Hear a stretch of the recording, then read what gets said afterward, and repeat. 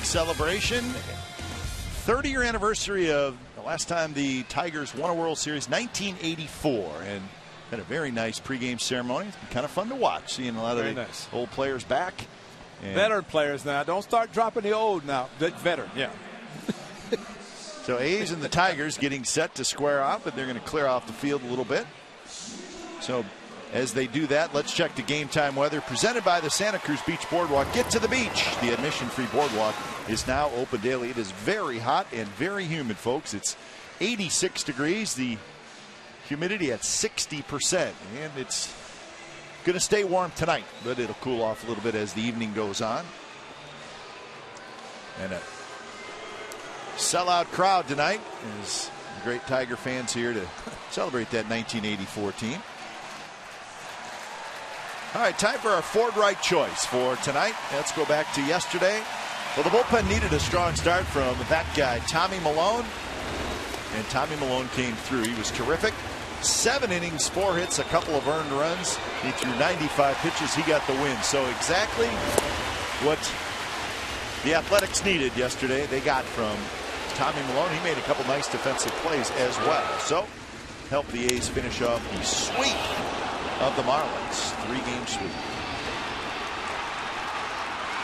Well, that was a real big one by when Tommy finished the 7 innings that Callaspo made the great play, and just a great outing for him, picking up his 6th consecutive win. So that is always nice for Tommy Milone, who at his spring training maybe wasn't even expected to be in rotation, but here he is, very much needed, and he's doing a tremendous job. So he'll sit back and enjoy the 3-game series here in Detroit, and it should be a good series. As the Tigers, with their classic all-white uniforms, take the field. And let's look at the lineup tonight for the Oakland A's. And here it is. It starts with Coco Crisp, who's in center field. Jaso will catch. Cespedes is in left. Moss in right. Donaldson is the designated hitter. Vogt plays first base. Lowry plays shortstop. Callaspo's at third. Sogard at second. Here's your A's lineup. Anibal Sanchez, of course, the veteran right-hander, one of the outstanding starting pitchers for the Tigers. What a minute they have. 8 1/3 innings against the Athletics that he pitched back on the May 29th that we referenced earlier, but they're making his 14th start. 5-2, 264 earned run average. And if you look at tonight's 2 starting pitchers, sub-3 earned run average, which tells you that if they're on, it could be a low-scoring game. Sanchez, of course, with the turning the back to the hitter, he will throw an assortment of pitches, a couple of different fastballs, curveball, slider, and changeup. But he knows how to pitch, and he usually minimizes the pitches per inning, which allows him to stay in the game late.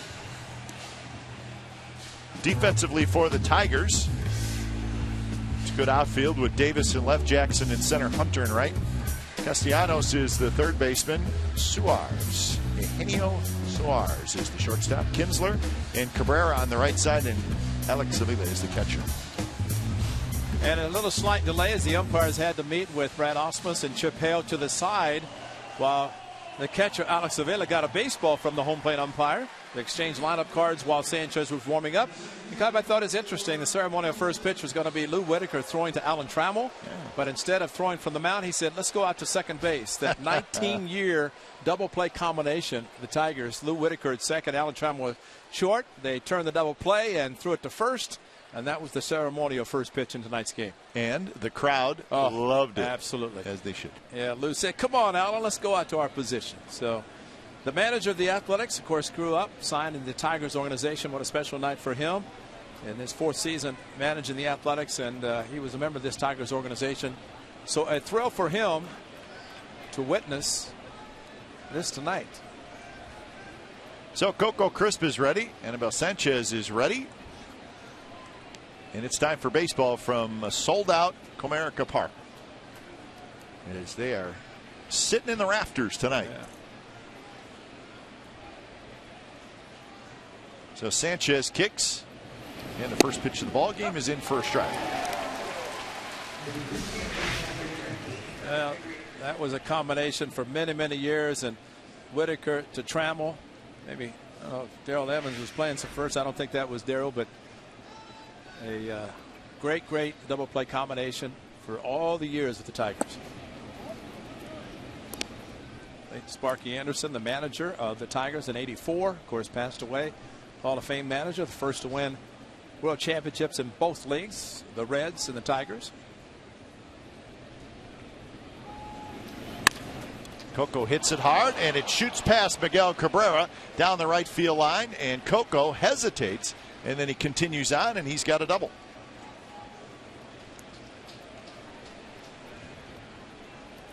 So that ball a shot, and Cabrera tried to pick it, could not do it.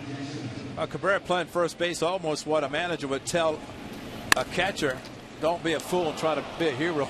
You need him hitting. You don't want to get him in front of the ball, but doesn't help a pitcher. But Cabrera going back to first base. Of course, he played third last year, moved back to first base when Prince Fielder was traded. But Coco starts the game good.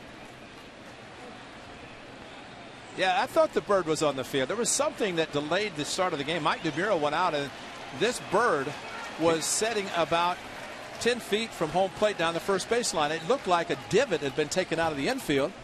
And all of a sudden, I see Jaso now shooing the bird away. Yeah, he's not that far away. He's standing right by Cespedes in the on-deck circle. So he's a stubborn one. He is wanting a great seat. Maybe a third-place hitter. Who knows? So here's Jaso. He's had their leadoff man at second base, and Jaso, it's a little pop-up. And Kinsler grabs it, and that's out number one. Well, that's a high fastball, and John Jaso, we've seen him be aggressive and jumping at a pitcher's pitch, probably out of the strike zone, and was not able to accomplish what he was at least attempting to do. So with one out, Cespedes steps in. Cespedes, a good series down in South Florida, is hit 5 hits, scored 5 runs.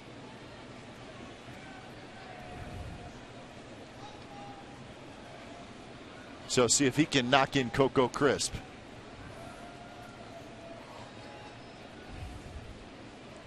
First pitch to Cespedes is in for a strike. One thing to remember about this Tigers, especially the catcher Alex Avila, an excellent catcher receiving, but especially throwing, very quick from behind the plate. So while you look at the A's success rate in stealing bases, Alex Avila can take some of that away, and Sanchez also a pretty good job of holding runners close. And that hits Cespedes in the hand. So up and in, and Cespedes is hit.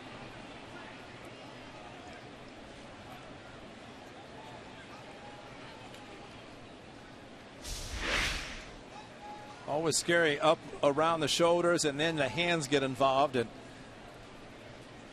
man, that's head high. Of course, it's the same pitch he threw to Jaso, but whoa! If it hit the hand on the bat at the same time, because that in itself makes it very difficult, because there's nothing to give when that happens. But the splat really sounded very bad.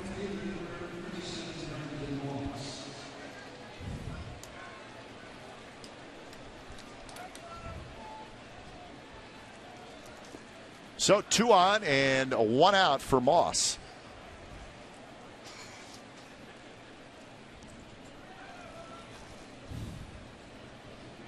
So Moss with a chance to get the A's on the board. Looks like Cespedes is okay. And the first pitch is low.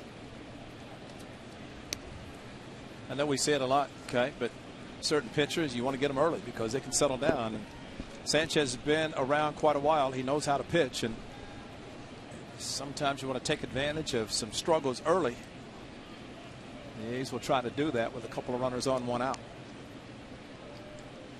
Moss with 14 home runs, 55 RBIs. And that pitch is outside, so 2-0. Moss gets himself in a hitter's count.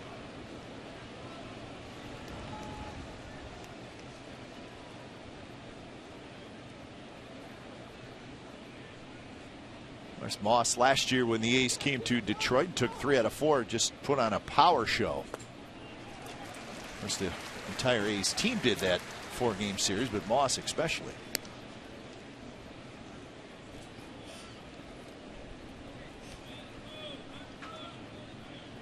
Moss in his career against Anibal Sanchez, just 2 for 14.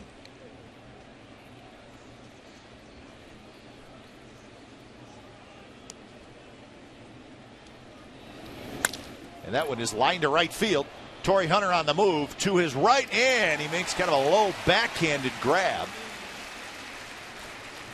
And Torrey Hunter makes a nice play, and it looked like that ball may have had a little action on it. Yeah. Almost maybe some sinking action. Well, he hit it hard and pitched just a little bit away and running away from him and up. And inner part of the plate, it would have been a 3-0 game. But Torrey Hunter plays a very, very good right field and able to track it down. But I agree with you. It looked like it was knuckling, moving around a little bit. And towards that triples alley in right center. Ball goes in that direction. Could run forever.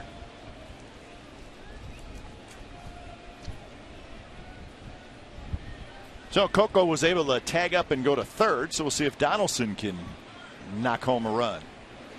First pitch to Donaldson is hit hard. Shortstop diving play by Suarez, and he flips to second. Side retired. Eugenio Suarez takes a hit away from Donaldson and a run away from the A's. So the A's do not score in the top of the first.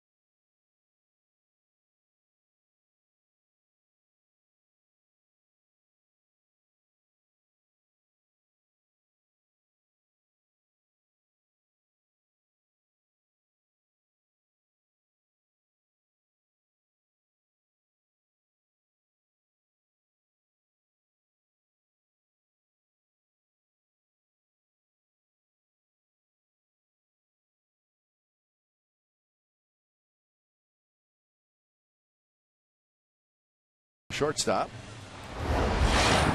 So let's look at the lineup for the Tigers. Davis, Kinsler, Cabrera, Martinez. That's J.D. Martinez, not Victor. Torrey Hunter, Castellanos, Avila, Suarez, and Jackson. Now, Scott Kazmir should be very well rested because he only went 3 innings in his last start. That was against the Mets, and that was the start of this road trip. So this being Monday, he pitched last Tuesday and trying to get back on track to try to pick up his 10th win. It was his 3rd loss in his last start, but on the May 28th, he was very, very good against the Tigers, giving up just the 1 run, the home run to Torrey Hunter.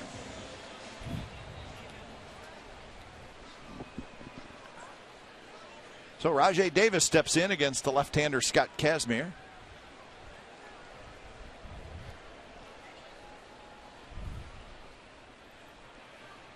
First pitch to Davis is a fastball on the outside corner first, right?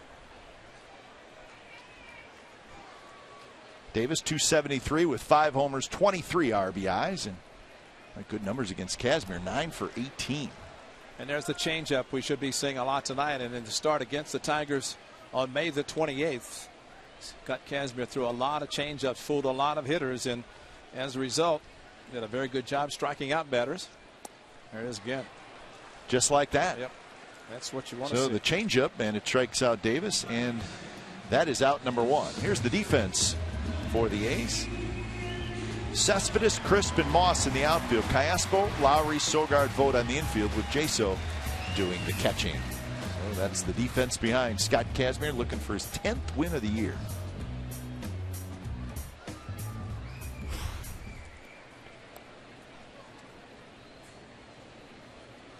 This sun's going to be especially left fielders and center field, for a while. That's why Cespedes is getting some glasses. So here's Kinsler. First year in Detroit. Still kind of strange to see him in a uniform that's not the Texas Rangers. Strange to see him not hitting leadoff. Hits that one hard, but right to Sogard, who scoops it up, and that's the second out.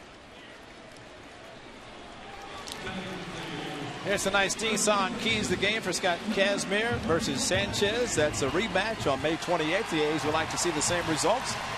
And which Tiger team will show up? The Tigers, and talking to a good friend Gordon Lakey, talking about the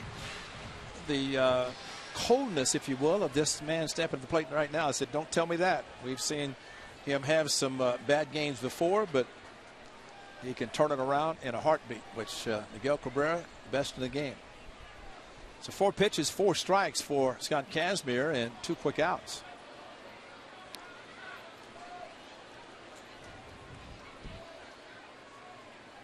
Kazmir brings the 5th best ERA in the American League into tonight's start as he faces Cabrera. Fastball outside. Cabrera 311 with 13 home runs, 64 runs batted in. So that's the 7th best batting average in the league. And the 3rd most RBIs, tied for 3rd. No, just another terrific season. He leads the league in doubles.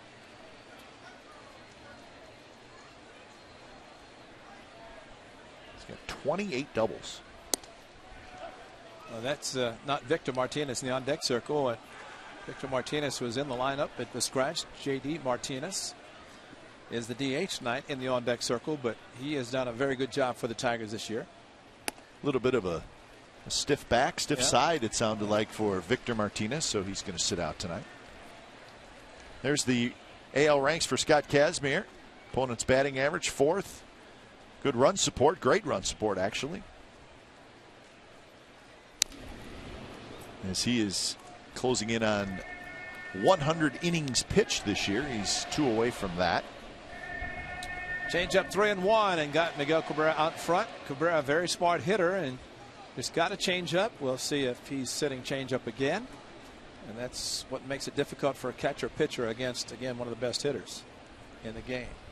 So full count. See what Kazmir throws Cabrera. And he threw him a fastball, and Cabrera fouled it straight back.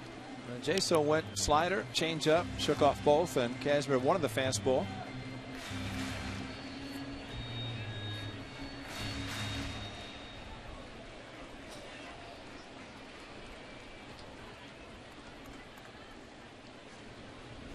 Another 3-2 pitch, and that is lined foul on the right field line.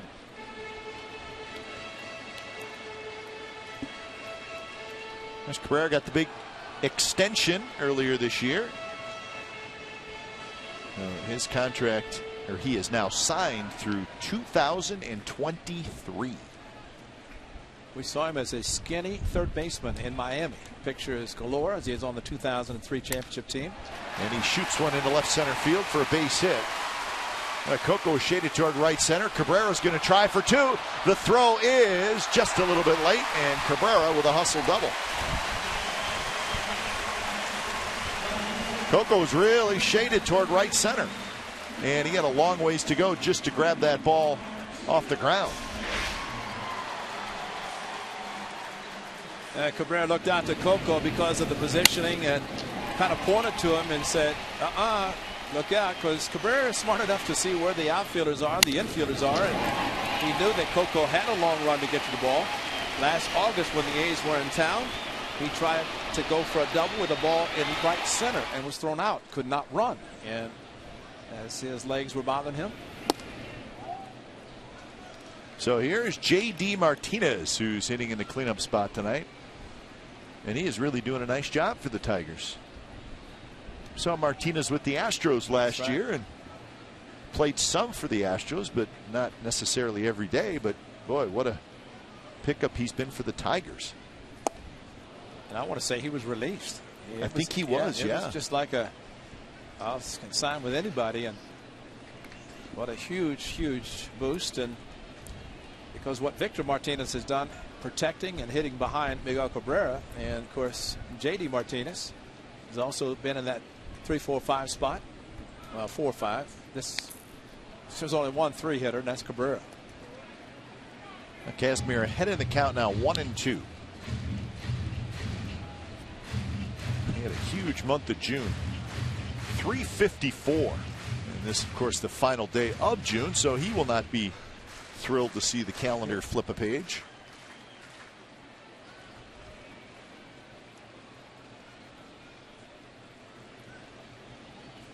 Setting up outside is Jaso. It's rolled foul, so a changeup, and Martinez reached for it. Torrey Hunter would be next.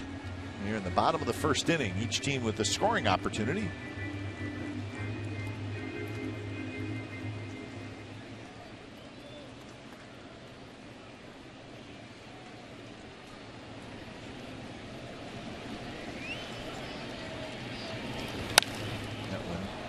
Hit foul into the second level, and then it bounces back down.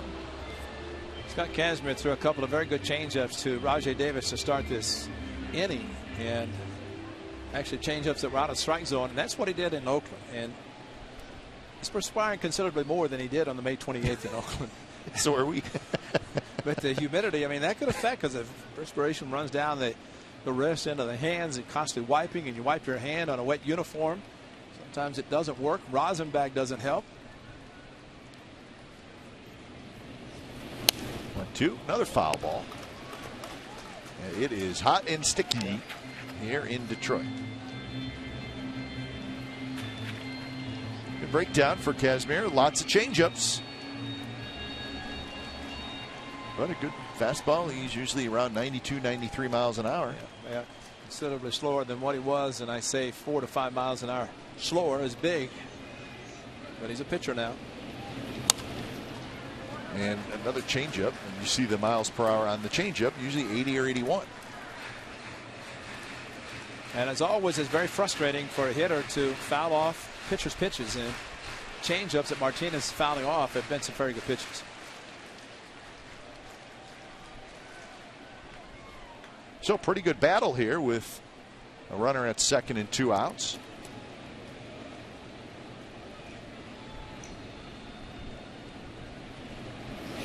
And a good changeup there. Martinez swings and misses. So Kazmir gets a couple of strikeouts in the first inning. Cabrera with the double. He is stranded. No score after 1.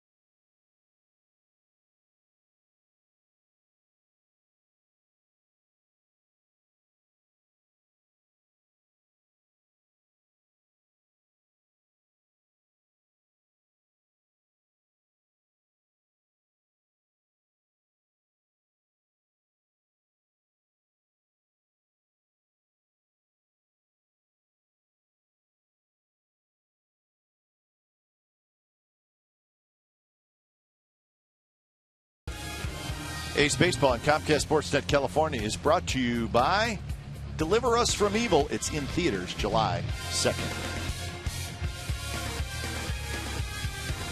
So no score, top of the second inning from Detroit.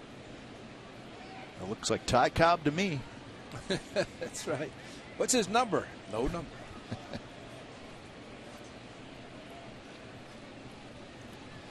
Anibal Sanchez back to work. And the first pitch to Stephen Vogt is outside. Vogt, Lowry, and Callaspo here in the second inning. Now, Vogt is a catcher on the roster, played right field, playing first base tonight. I think the PA announcer announced him as a catcher. First baseman. Right. So the fact that he's all over the place. Because they should know him because he caught all 5 games last year in the division series. Had a big walk-off in Game 2 at the Coliseum. Came back to Detroit. A's won the 3rd game. Unfortunately, lost Game 4 and 5. And that one sliced to left field, and that's a base hit. Rajai Davis backhands, and Vogt with a big turn, but he puts on the brakes. So the A's got a leadoff double in the first. They got a leadoff single here in the second. Speed of Rajai Davis cutting the ball off, but a nice job of hitting by Stephen Vogt with the pitch away and kind of stayed inside the ball, and that's why he's able to hit it so well to the opposite field. But Rajai with the speed, that looked like a double, but just the fact that he got to the ball, and once Stephen Vogt rounded first base, thinking to, but thought better, and good idea not trying to go to first base. So his third hit to left field this year. Lowry swings at the first pitch, skies one to shallow left center. Lots of speed in that outfield with Davis, Jackson, and Torrey Hunter, and Rajai Davis grabs it. So Lowry on one pitch is retired. And that'll bring up Callaspo, who's playing third base tonight. Donaldson, the DH.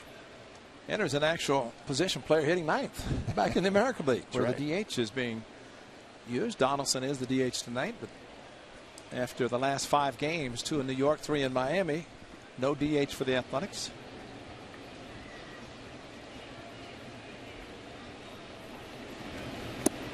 And the A's game number 82, so halfway point, and heading into the second part of the schedule. 51-30. The A's have won 4 in a row, and they've won 9 out of 11. And they have a 5.5 game lead in the West. The Angels 7.5 over the Mariners. Tough loss for the Angels yesterday. But the A's are taken, as the A's have the best record in the major leagues. Tigers the 3rd best record. Brewers, Angels, Giants in the top 5.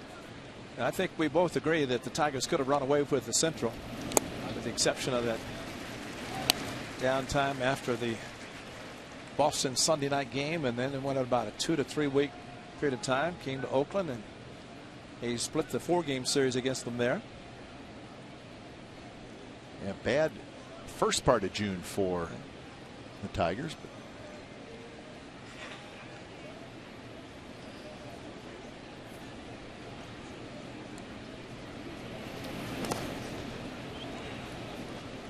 Tigers with a 3.5 game lead over the Royals, 6.5 over the Indians. Overall, Tigers 44-34. And not too long ago, the Royals had a half-game lead over the Tigers. They lost about 4 or 5 in a row.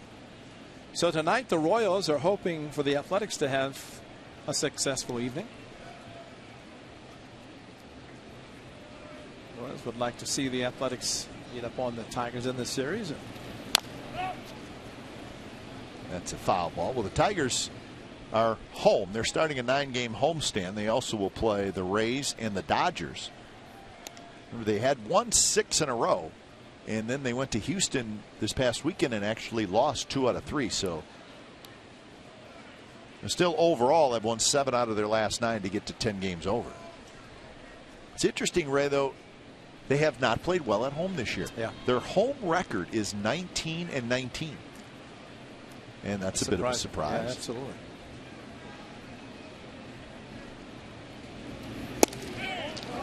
And as they start this homestand, they've gone 2-4 in each of their last 2 homestands. So it's always a bit strange when a good team plays just so at home.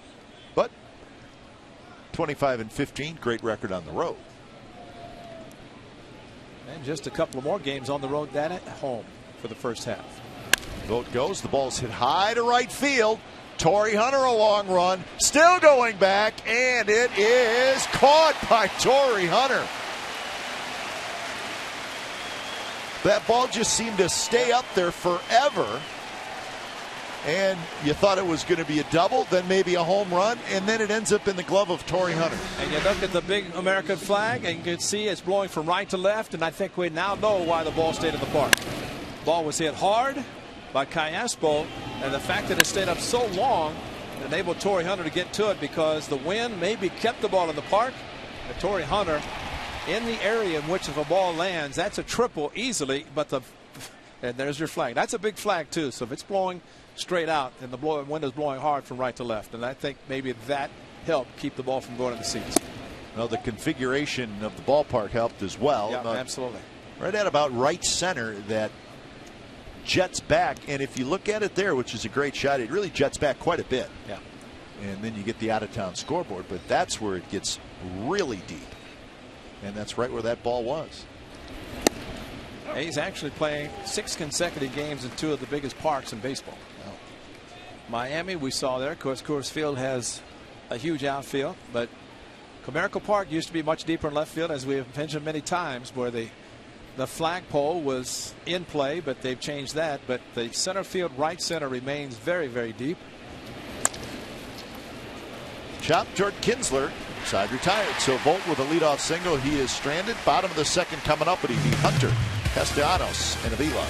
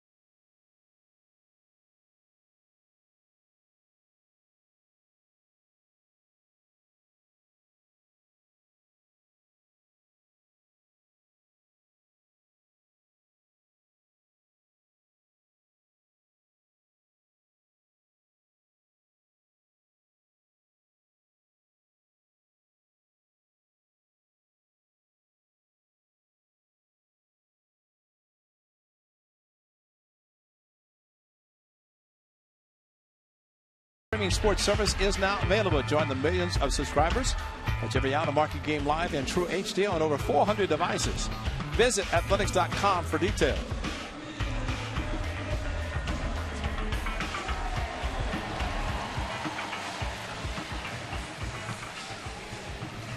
It's a night of fans reminiscing and getting a look at some of their heroes from 1984.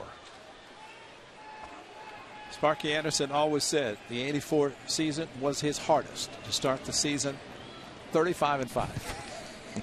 The expectations to win, and they did, wire to wire. So I looked up that 1984 season, Ray, because I figured we may talk about it. It's a great baseball history lesson, really.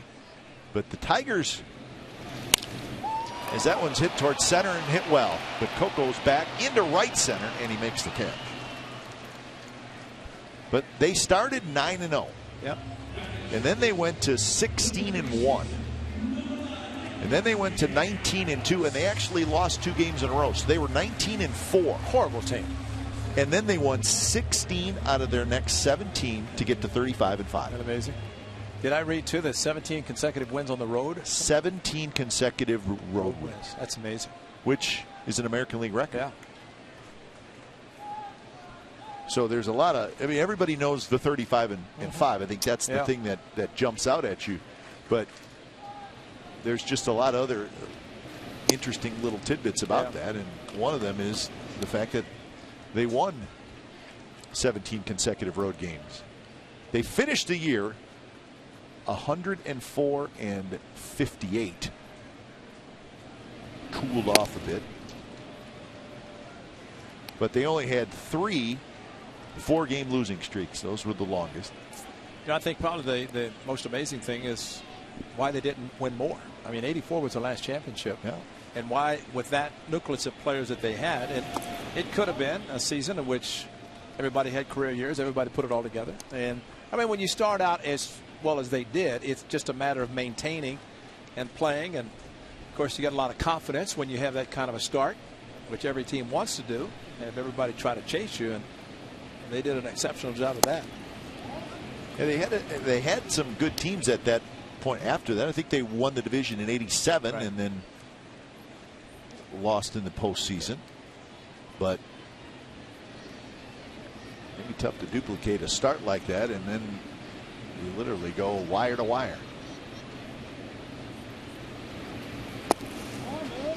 Check swing by Castellanos. Well, free agency had been in play for about 8 years. So while the money and free agency was there, it's still, by comparison, and they were drawing a lot of people in Detroit during that period of time. Yeah, they led the American League in attendance that season, 1984. 3-2 pitch. And a fastball that's just a touch high. But they brought all the guys out, the guys that are here anyways. And it was a very nice celebration. Well, and Alan Trammell, Lou Whitaker, the shortstop, second base combination. Darrell Evans, of course. And there was the ceremonial double play combination. Sparky Anderson, number 11, number 10 with Cincinnati. George Sparky Anderson. You know, Sparky Anderson, I think a lot of people, you sort of think of Sparky Anderson with the Reds, right? Because they had the big red machine and a couple World Series championships. But Sparky Anderson was with the Reds for 9 years. He was with the Tigers for 17. Wow. So almost twice as long here in Detroit.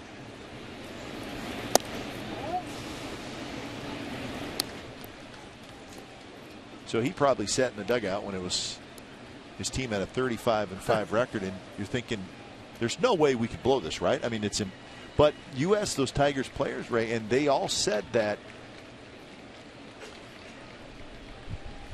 they really didn't fully run away with it. Right. I can't think of the team, but one of the teams in the East, the Blue Jays, they sort of hung around. Right. Stayed within 5 or 6 games, and the players said it was a little frustrating because we thought we should have had a 10-11 game lead in the standings, but the Blue Jays played great.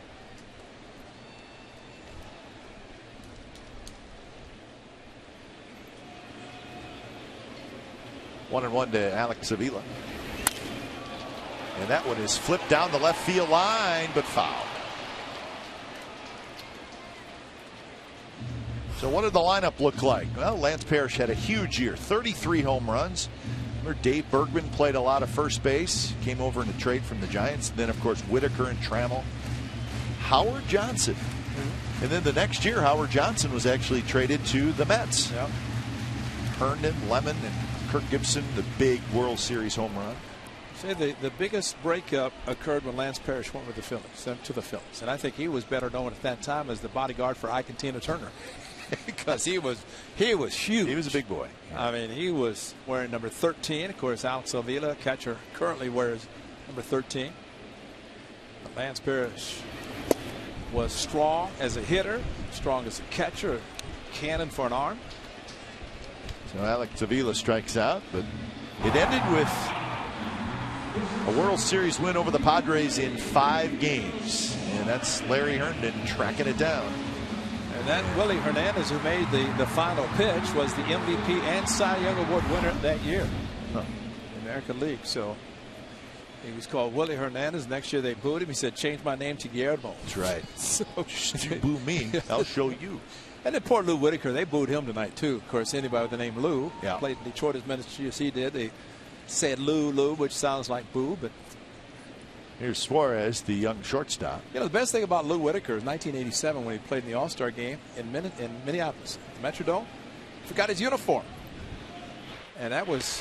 I don't remember that. Yeah, he had, I think the traveling secretary had to go to a sporting goods store to buy a uniform, and there was no number 1, so they took a piece of black tape and put a number 1 on his uniform. That's what Lou Whitaker wore in an All-Star game. How can you forget your uniform at an All-Star?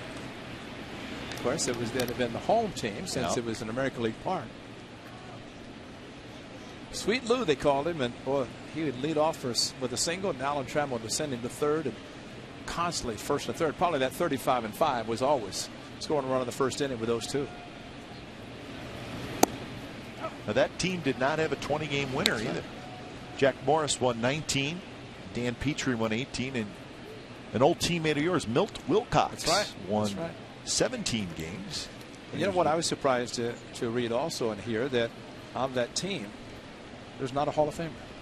Good call. Yeah. What a runner goes, and a big jump, and no chance to get Castellanos.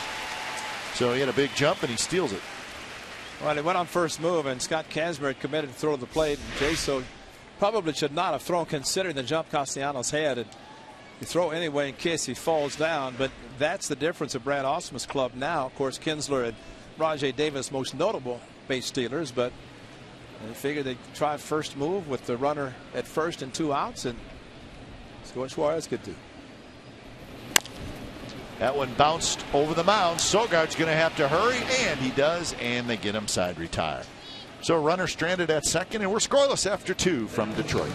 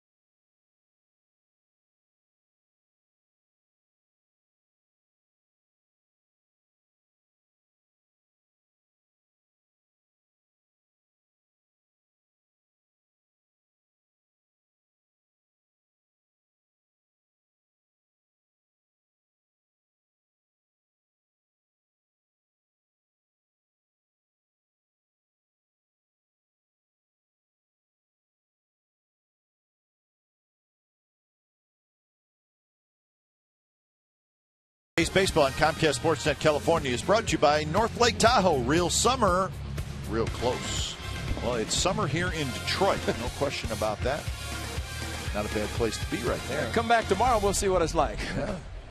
Which is supposed to rain tomorrow. And this humidity might bring the rain in, but Tahoe, it's always nice at Tahoe. Top of the order for the A's against Anibal Sanchez. And off speed, drops in for a strike. Coco doubled past Cabrera down the right field line in the first inning, but he got to third but was stranded there.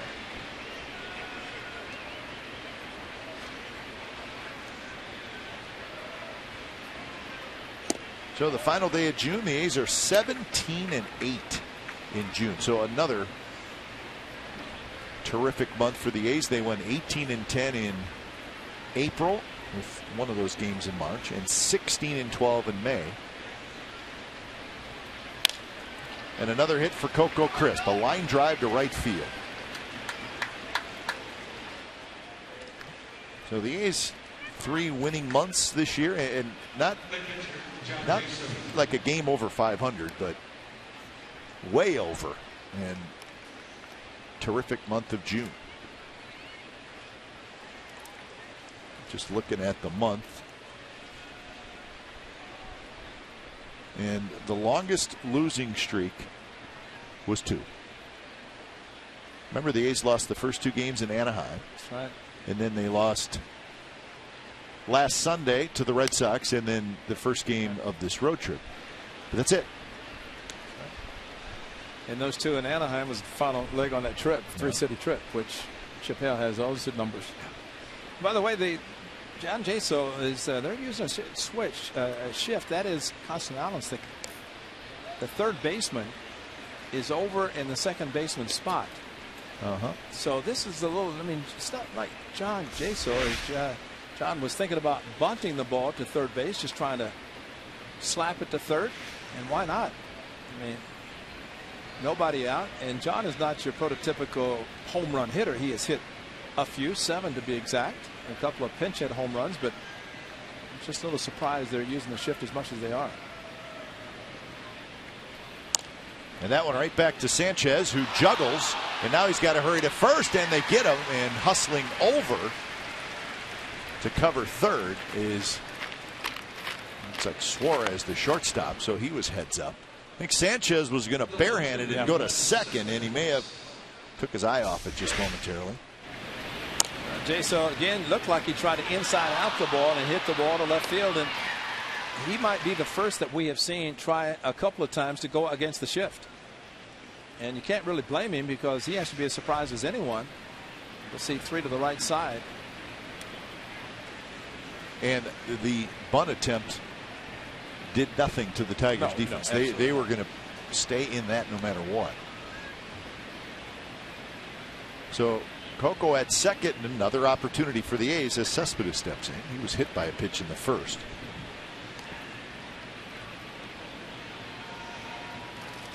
Swing and a miss. Sanchez does not have a strikeout yet. Coco leadoff double in the first. Vogt leadoff single in the second. Coco leadoff single in the third. Runners in score position, and the A's though have no runs to show for it.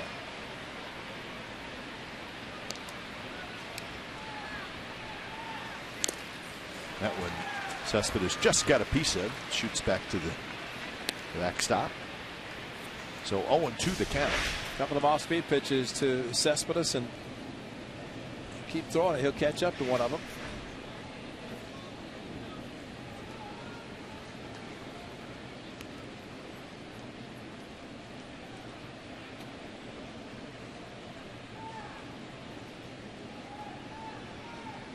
Sanchez, a long look in, still looking in.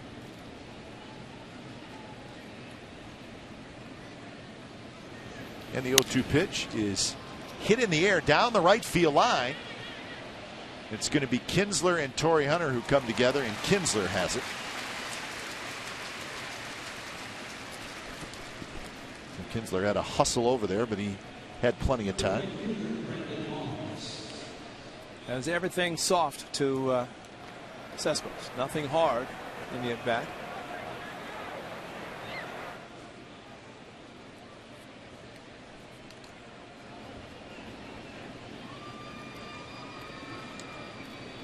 So here's Moss now, 2 outs.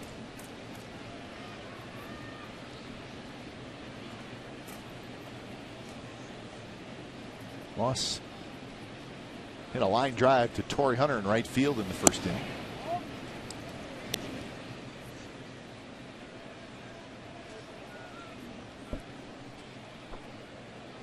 Moss sitting on 59 RBIs.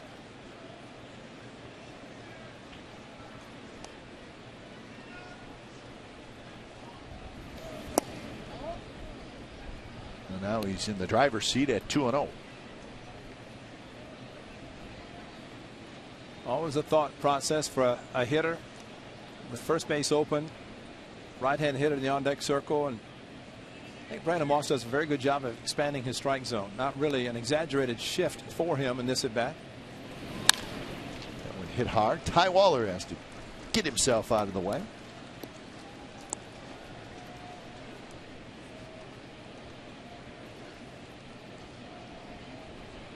So 2-1 the count.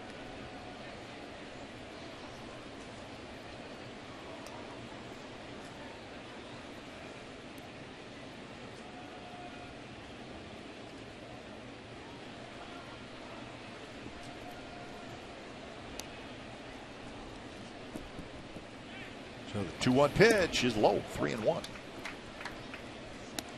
That kind of night in Detroit. Water should be the beverage of choice tonight.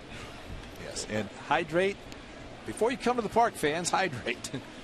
Players, yes, but fans also. It is a muggy night.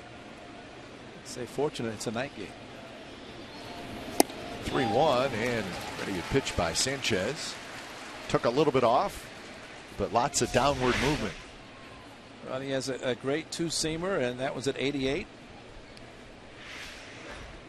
Sanchez is like a typical pitcher with a runner in scoring position, changes everything, and especially if he has an assortment of pitches, he will not throw a one that hitters like to look for. It's called the fastball.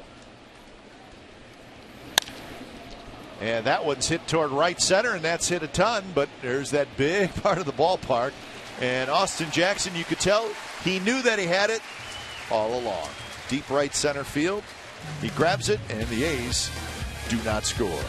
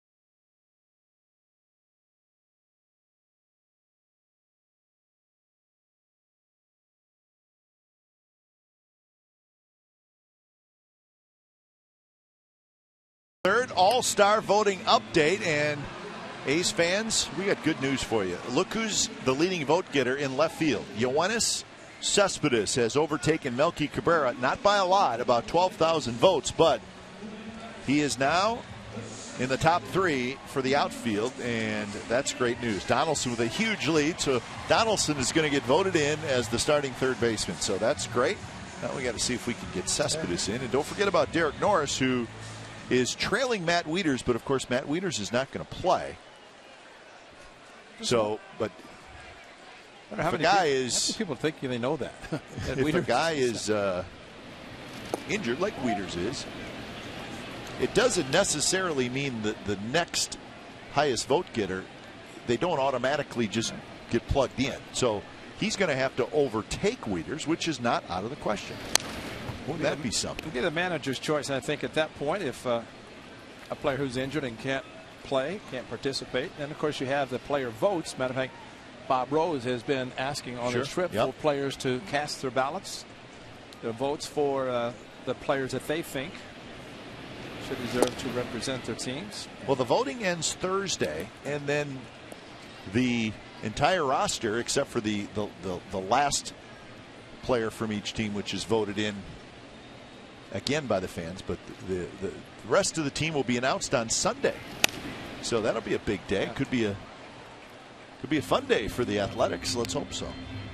We think, and again, this is pure speculation, and we try to do our best to keep our head on straight about this, but I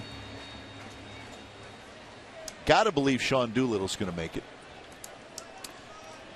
And then after that, we'll see. Yeah. Scott Kazmir, a very strong candidate. Well, Porcello with the Twins with the Tigers already has 10 wins. Yep. Tanaka has more than anybody. Hit hard to right.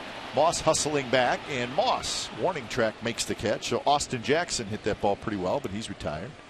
You know, Kevin, I think you bring up a good point about Doolittle and, of course, possibly Cespedes, and at this point Donaldson, the two leaders vote-wise. But just hope the A's don't fall into that category of a team that you can't take too many because you have to spread it around. With other teams, they have to take somebody. But I think very deserving. And Scott Kazmir has got 3 more starts counting tonight before the All-Star game.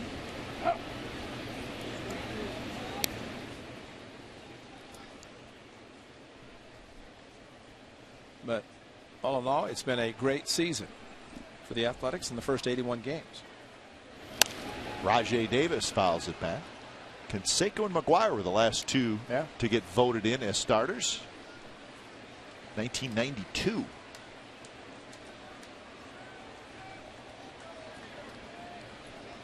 0-2 to Raj Davis. Right there outside corner with a fastball. Strikeout number 4 for Scott Kazmir. This is like the Soriano at bats in New York with Rajai Davis. Soriano would take a pitch looking for one, got the other, and Rajai Davis struck out on a changeup.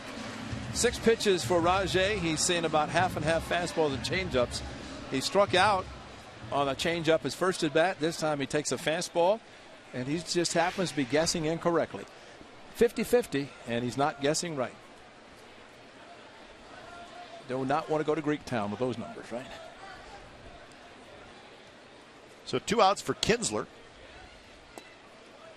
Kinsler takes a strike. Kinsler 8th in the league in hitting with his .307 average coming in, and 5th in the league in total hits with 100.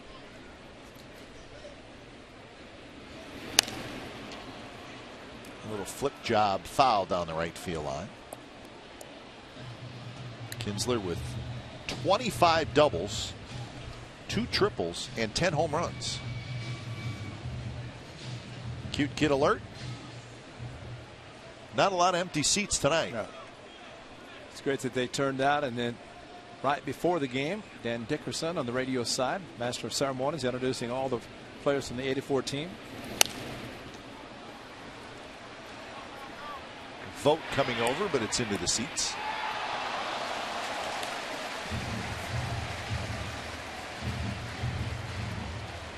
So a good ovation for a nice play.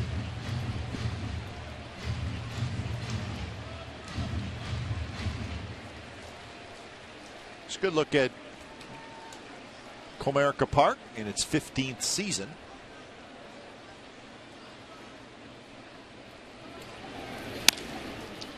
Another little flare, but this may be trouble, and it is. Fair ball. Moss picks it up, and Kinsler has a 2-out single.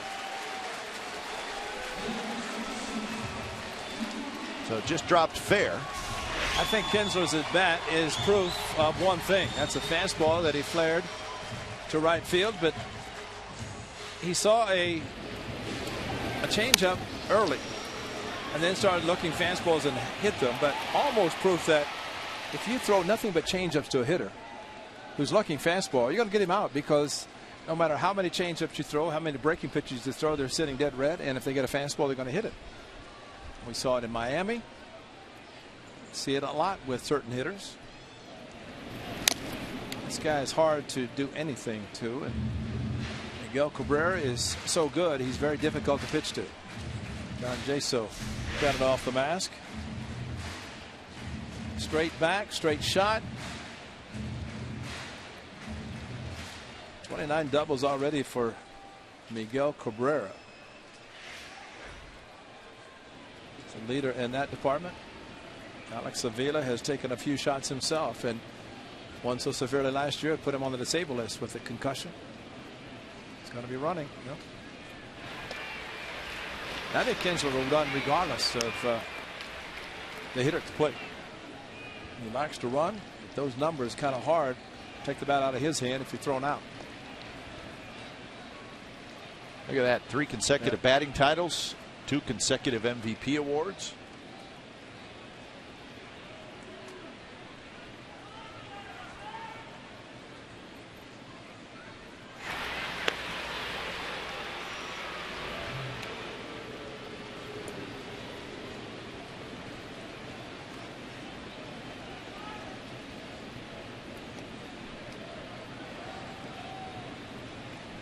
Kinsler has a good lead at first.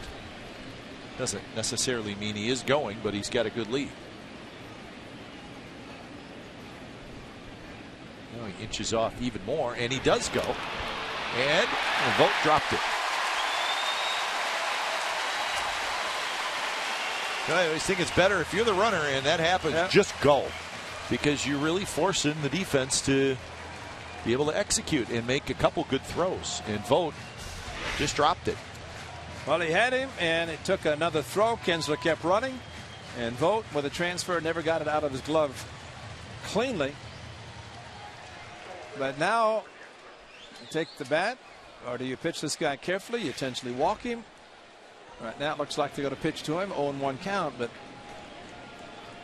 that's always the danger if you steal in front of Cabrera and open up first base. 0-1 pitch is hit foul right field. After the stolen base occurred, John Jaso immediately looked in the dugout because it would come from Bob Melvin. What they're going to be doing with Cabrera. That's scary, isn't it? That is scary to see those numbers with runners in scoring position. Because he's a different hitter when it comes out. That's why he's driven in 64. Sure, he'll hit his home runs, but he'll take his singles to drive in a run. He never pulls off. Nope. That's one thing Al Kaline said. He's never in his career seen him do that. Said he's never ever seen a hitter. And Al Kaline, the Hall of Famer, been around a long time. And I bet too, Ray, is if you looked at all of Cabrera's foul balls, I bet more would be over there, right field, than pulled to left field. And that's pulling off, and that's what the Hall of Famer Al Kaline, what a tremendous right fielder, great hitter. And he said in his entire career he's never ever seen a hitter like Cabrera. He feels he's the best hitter he's ever seen, and one he's never ever seen pull off the pitch. And there it is. And that one, a fastball on the outside corner, and Cabrera actually reached for it just a little bit, so he gets the strikeout, and we're scoreless after 3.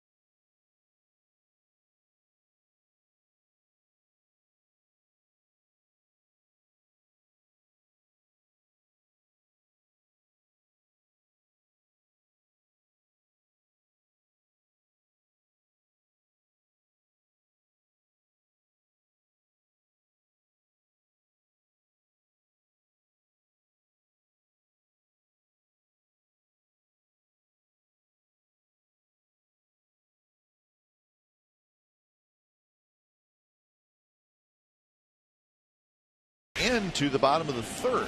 He's got Cabrera a little quick once they got the ball, and that's what I think Cabrera was just a little bit full. He's asking, did he stop enough? Because he asked Lou DeMuro, the home plate umpire, Mike DeMuro that is, and he said, did he pause? And he said yes. He actually went to first base and asked Mike Estabrook if he did. Estabrook said yes.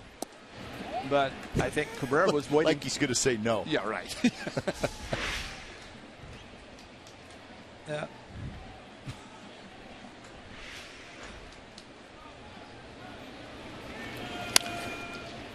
He paused just barely. Just barely, and according to the rules, just enough. That's all it takes. You just have.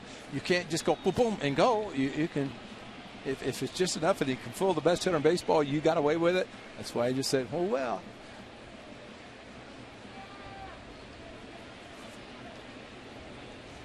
1-1 to Donaldson. And now 1-2. Donaldson, Vogt, and Lowry here in the top of the fourth inning. No score. A's have had their leadoff man on in each of the first 3 innings, but have been unable to get him home.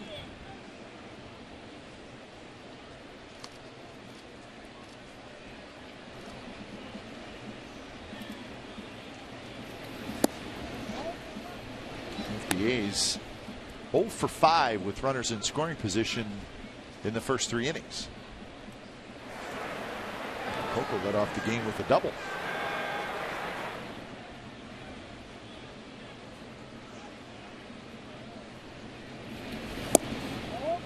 Very close pitch and a good take by Donaldson. And you're right. That's amazing how he's able to start what looks like a swing and hold up that quickly. Once he recognizes the slider is going to be out of the strike zone.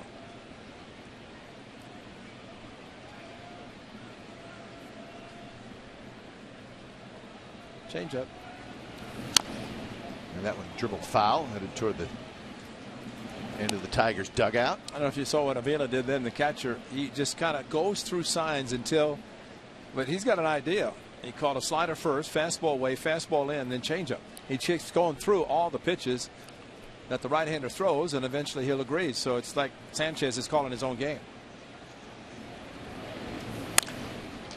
That one's lined to left. Rajai Davis spins around and then backhands it, and that's the first out.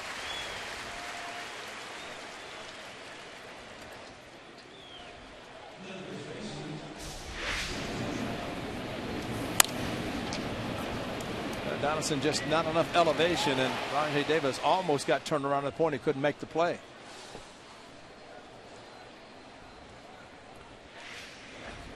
Well, Donaldson hit it hard, but he's retired.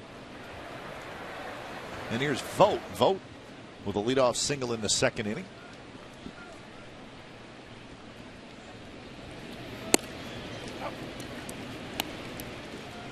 So the report today on Josh Reddick, Ray, his MRI report, there was no structural damage in his knee, so that's good news. Kind of have to go back and do the same rehab that he did a couple weeks ago, so he's probably going to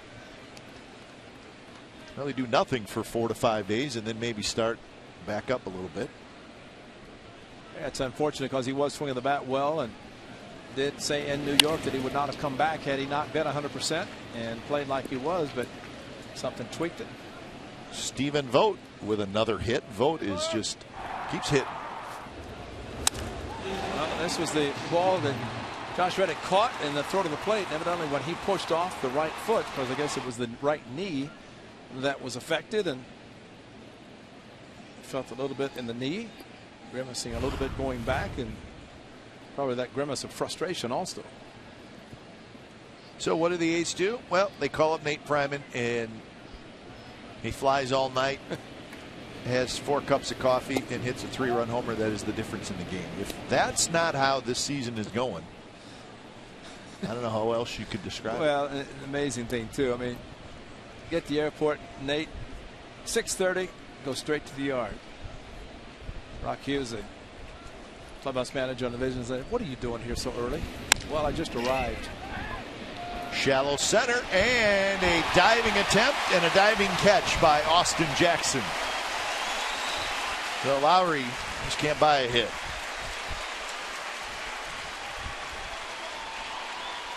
Jackson came storming in using that great speed, and he made a nice catch. You know, he looked like he's kind of jogging at the ball. Turned it on at the end and went into the dive. So maybe, again, the wind blowing very strongly and the flag blowing. We're feeling it in the booth. So who knows the way the wind is blowing? But maybe it's affecting the outfielders. Have not seen one of them pick up grass and throw it yet. Try to get an indication. So 2 outs, and here's Callaspo.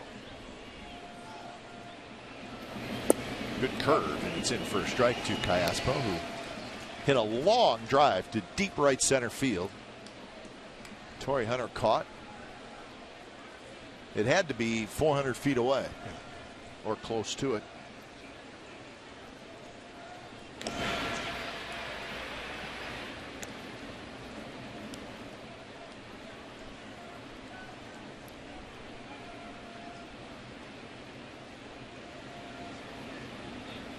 Outfield slides over toward left center for Callaspo.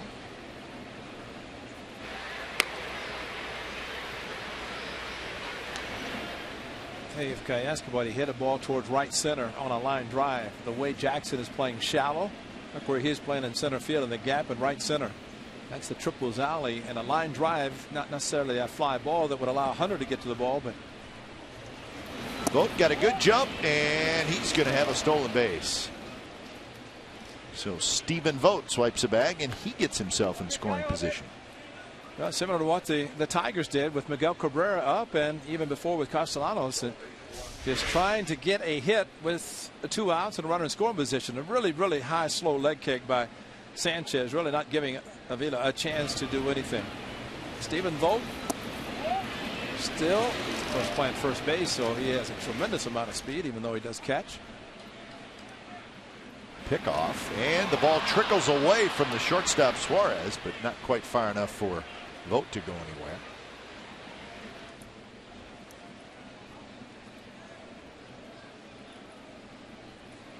But already in scoring position is Vogt, so the ball really would have to go out to Jackson. It's a daylight play and did not go that far away from Suarez, as tried to reach and make the tag. The other way, Jerry Lane, the second base umpire, standing there. He could have gotten hit in the stomach with a ball that was that far off line.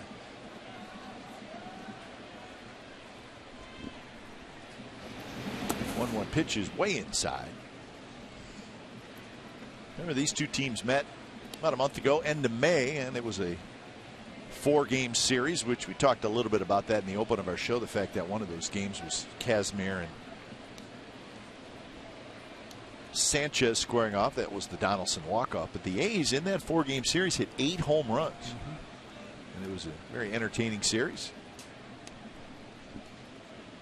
Each team winning a pair. And Callaspo waved at that swing. Not one that he's going to put on video. In fact, this one, home about it. He's just going to throw it away. And it was maybe looking for a pitch in a different location and had already committed the swing.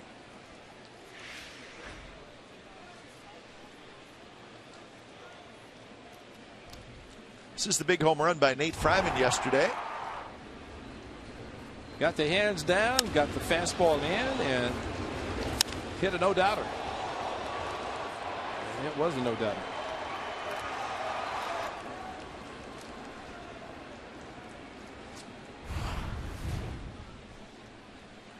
So he slept well last night. Or that he got too much sleep. I didn't know that was possible. Well, considering what he did with no sleep, you'd like to think that he wouldn't sleep at all. Just figure sleep being overrated. I disagree with that. I agree. Hey, believe me, I do too.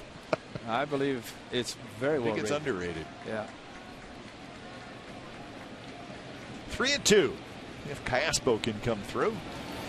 And he does not. Swing and a miss on an off-speed pitch. That's the first strikeout in the ball game for Anibal Sanchez. Comes at a big moment. So bottom of the 4th coming up. Still scoreless.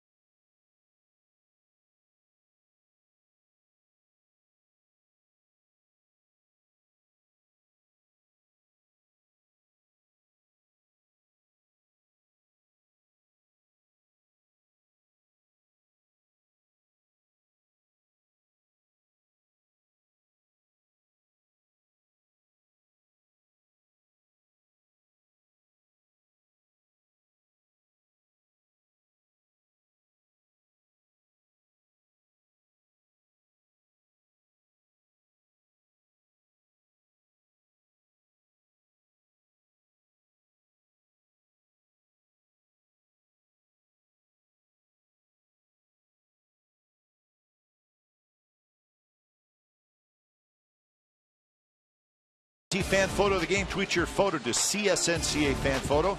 Get your name and hometown down for a chance to be shown in an upcoming game broadcast. It's all brought to you by AT&T. That's Tammy and Cole Burton from Concord, California.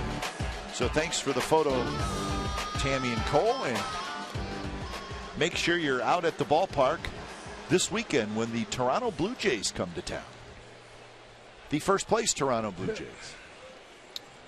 A's playing the first place Tigers, then the Blue Jays, then the Giants. So on the first play, the Giants, I guess, now are tied with the Dodgers, but still a very good team. That'll be next weekend or next week, starting Monday, a week from today.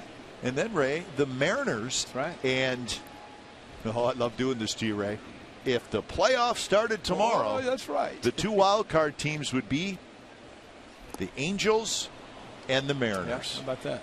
Now, granted, it's just fun that we do that. Season's only halfway over, but pretty good division. So that's what's coming up. Big 4-game series, and look at the times. Of course, Friday is a day game due to 4th of July. Thursday is a 6 p.m. start. Fireworks after the game, so we know how much A's fans love fireworks. We know how great the fireworks are at Coliseum. So, plus it's an early start, which I think is nice. Yep. So get out there Thursday night, enjoy the 6 o'clock ball game, and then day game on Friday. Remember that Giants series, the first 2, Monday and Tuesday, are in Oakland, and then Wednesday and Thursday are in San Francisco. So one of those interleague, I guess we could call them a 4-game series, but split right down the middle. Man, a lot of times people say, oh, it's just the Blue Jays. Blue Jays are good. They are good. The A's found out getting swept in Toronto, and John Gibbons, their manager, has them playing well. And Scott Kazmier's throwing wall. He's got 6 strikeouts now. J.D. Martinez has struck out twice and has not looked real comfortable doing it. Well, the interesting thing about this Martinez playing, the other Martinez never strikes out. The at bat in the first inning with Cabrera at second base, had Victor Martinez been there, it would not have been a strikeout. But Victor has probably more home runs than he has strikeouts this year. And so Scott Kazmier against the right-handers with a great changeup. Sure, he gave up a few home runs, but the changeup fools him badly.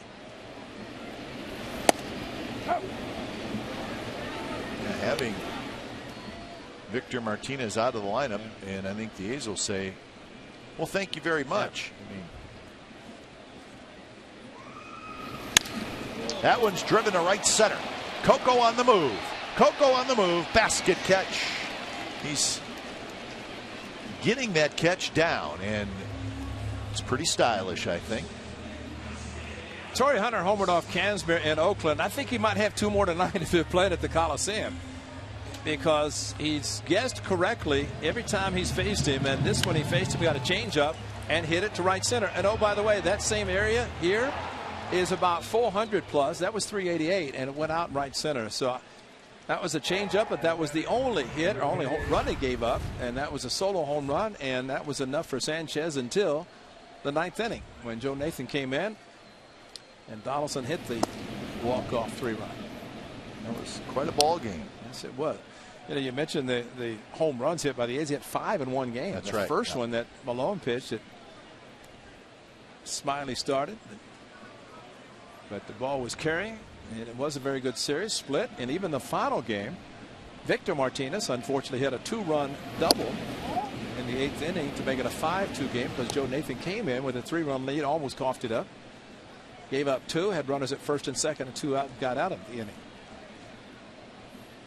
Well, the bullpen has been an issue out of all season for the Tigers. Joe Nathan not as sharp as we've certainly gotten used to seeing him. So we'll see if that bullpen comes into play tonight. Yep. You would think that at some point it certainly would. Absolutely.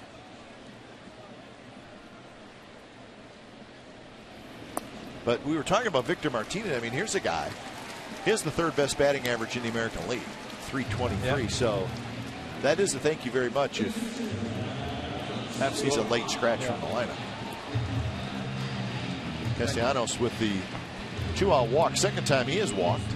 Remember, Cabrera didn't walk a Tiger in the complete game that he had in Oakland. Struck out the 8, but tonight he's walked Castellanos twice. And Alex Avila, he is always dangerous. You have to play him straight up, which the A's are actually playing him to pull or in the shift, but he had a home run opposite field in the division series last year. That was costly to the A's.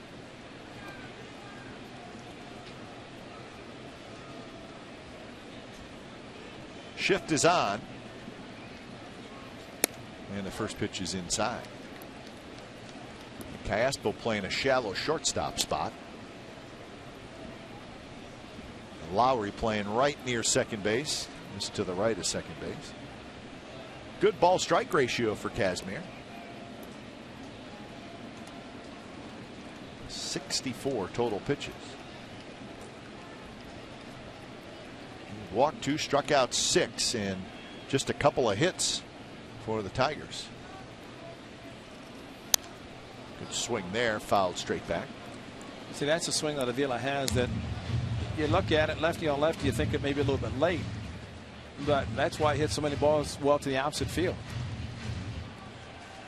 And that's also why in left field Cespedes is playing straight up, Crisp in center straight. In right field, Moss pretty much straight up. It's just a shift expected. If he hits the ball on the ground, he's going to pull it to the right side, and that's why Sogar is playing in shallow right field.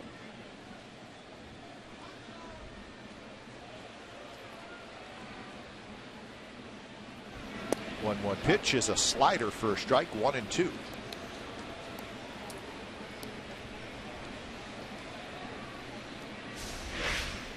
Got a good off-speed pitch, good breaking ball, catching the outside corner.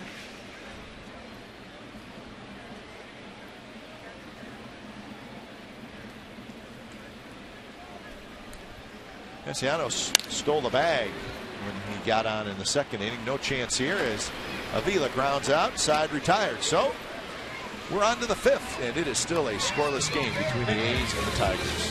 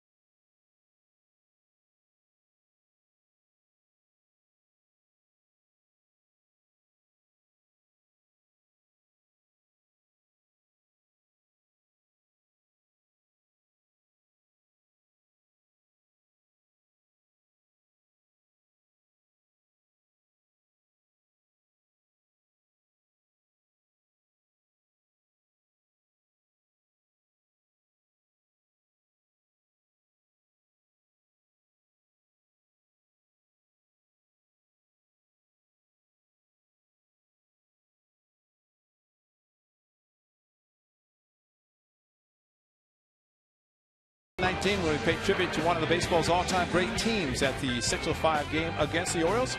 50,000 fans will receive a 1989 throwback t-shirt presented by Sungevity as part of the 1989 World Series Champs Reunion Weekend. It's a big one. This limited edition t-shirt features hand-drawn caricatures of some of the 1989 team's most recognizable players. For information and tickets, visit Lennox.com/1989, or you can call 877-493-BALL, as everyone will be there to take your orders for tickets. And also a reminder, kind of, about that game you mentioned, the A's return. The fireworks Thursday night. Yes. Fireworks. I mean, those are games that fans enjoy, and you want to see the best fireworks show prior to the 4th of July. So you have the Thursday night fireworks, the Friday day game, and you can do whatever you want to after that. But enjoy fireworks at the Coliseum Thursday night. Suarez throws out Sogard, out number 1. Yeah, the Blue Jays, they haven't been playing quite as well as of late, but they are still holding on to a 1.5 lead over the Orioles and a 2-game lead over the Yankees in the East. And Ray, we've seen all those teams in the East at least one series, and not that it's necessarily can make a full judgment on just a 3 or 4 game series, but the Blue Jays are certainly as good, if not better, than any of the other teams in the East. And I think you add a pitcher to that rotation, and I think they're a fairly dangerous team because they will score enough runs. Well, they will be buyers at the trading deadline, so, which comes up 31st of July. So we'll see what happens there. And clubs will have to determine, based on where they are and the possibility of being a first or second wild card in a division. There's a lot of possibilities for teams to be able to decide what exactly they're going to be. Coco's had a good night, a double in the first, a single in the third. The problem is the A's have not been able to get him around. A's are 0 for 6 with runners in scoring position. So Sanchez is wiggled out of a couple jams.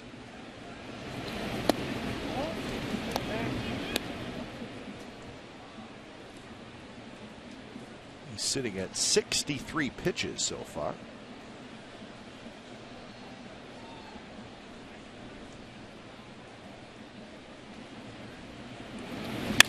The 3-1 pitch is belted to right center, and that's hit well. Austin Jackson back, and he's got it.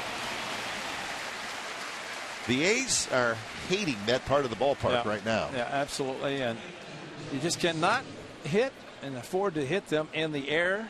That part, the flag, I mean, first of all, it's very deep. But I think the wind, the flag, is affecting balls in that area. Coco probably said, I crushed it. I can't hit it any farther than that. So you think it's blowing in a little bit is what you're saying? Well, it's kind of crossways, which kind of knocks the ball down, especially in that area. I mean, if it's blowing right now, the flag's blowing straight in. But before, it's been blowing from right to left, and which means as it comes across and the ball's hit in that direction, sure, it slows it down. Right.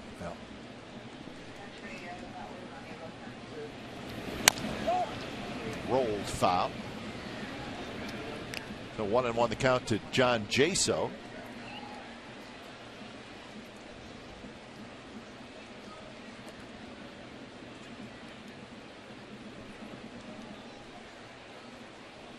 Jaso with a pop out to second and a ground out back to the pitcher.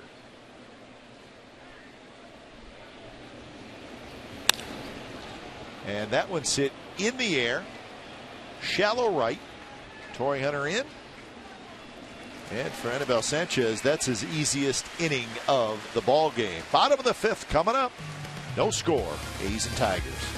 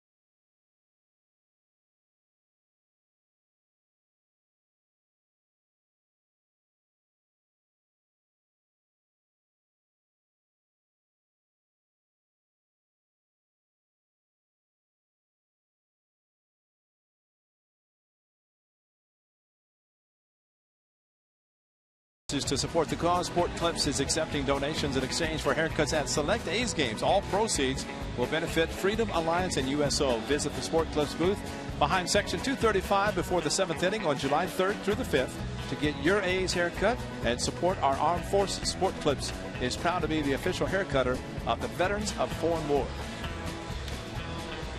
So if you need a haircut, come to the Coliseum. 3rd, of course, you get a haircut, you see the fireworks, make a donation. I mean, a lot of good things can happen on the 3rd, and of course the 4th, America's birthday, the 5th, big weekend of baseball with the Toronto Blue Jays. And you know what, Ray? If the 4th of July is Friday, yep, obviously people are going to get the 4th off. Then Thursday, I think you should be allowed to slide out of work a little early. Of course. And watch fireworks, and if you're going to get away for a 3-day weekend, come to the game, fireworks. Leave early Friday morning. Tailgate? Because if everybody's going to leave Friday or Thursday for a 3-day weekend, you could let the crowd leave, come to the game, and then take off. Good call. Good plan. I think it's a good plan. Eugenio Suarez, the young shortstop. Remember, the Tigers were thrilled. They got Jose Iglesias last year. Trade from the Red Sox. They needed a young shortstop, and Iglesias is, boy, he's smooth. And comes to spring training, and something's just not right. It turns out stress fracture in each shin. Not amazing. And he's out for the year. So one's bad enough. You get it, both of them. That's horrible. So Iglesias, Gold Glove. I had shin splints. Is that the thing? Well, yeah, I was going to say it's like worst, the worst version of shin splints. Shin splints are the worst. So they went to the minor leagues and got Suarez. He's a youngster, but they're giving him a shot. He takes strike 3 called there for strikeout number 7 for Casimir. Hey, let's take a look at tomorrow's pitching probables. It's brought to you by Chevron. Care for your car. It'll be Brad Mills, the left-hander for the A's, making his 3rd start against Rick Porcello, who's been around a while, but I think clearly having his best season. He's a 10-game winner already. Sinker baller Rick Porcello. So there's your matchup tomorrow, and we'll have it for you right here on Comcast Sportsnet California. Well, we got a chance to see Brad Mills, a much different Brad Mills than his first start. Against the Mets, he was outstanding. Great curveball, of course, had run support. That young man, Porcello, great sinking fastball. So when you're playing the Tigers, not surprised they're in first place. We, of course, know the A's are playing well enough to be in first, but it's going to be these kinds of games. Zeros. Just a total of 6 hits in the game, no errors. And the A's with opportunities runners in score position. The Tigers also a couple of times. Bob Melvin has had his good time with the Tigers reunion before the game, and now down to business and trying to win number 52.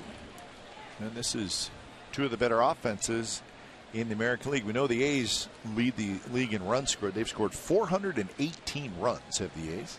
The Jays are 2nd, the Angels 3rd, and the Tigers 4th in total runs scored. A line drive right into the glove of Sogard. Austin Jackson is retired.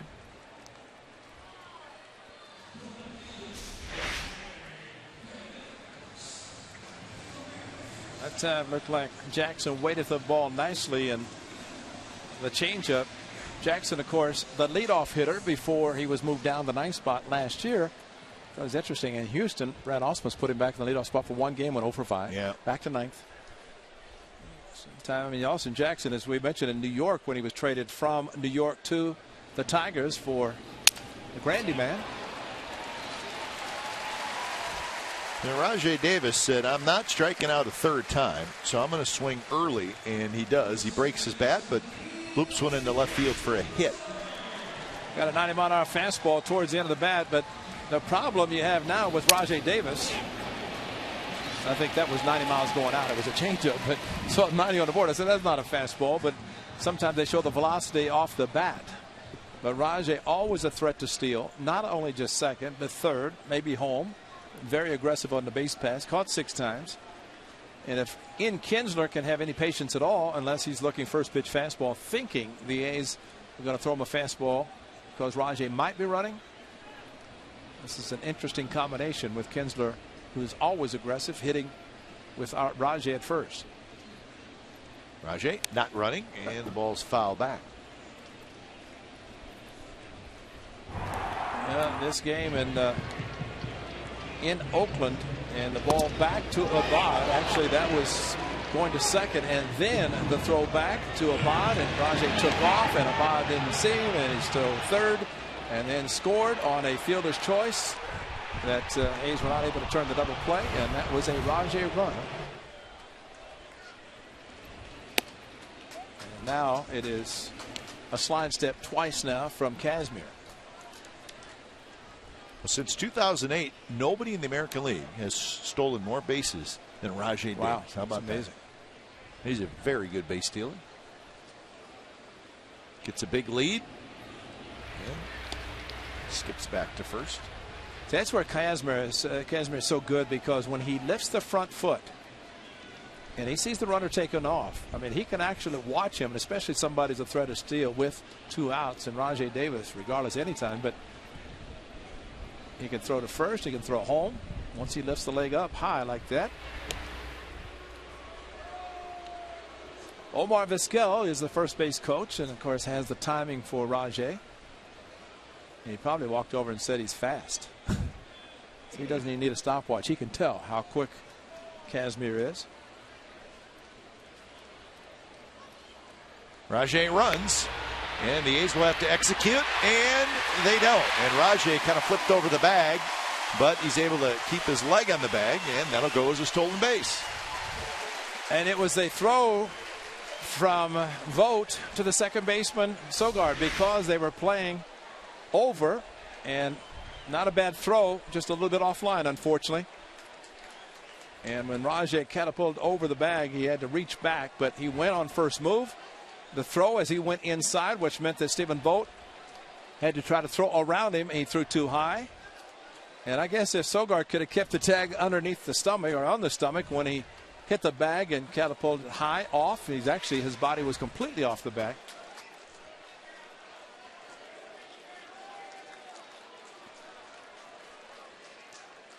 So 1-1 to Kinsler. Kinsler to Donaldson, who backhands, or make that Callaspo, excuse me. The throw is low, but dug out nicely by Vogt. So Callaspo making a Donaldson nice, sweet play on the backhand. No score as we head to the 6th.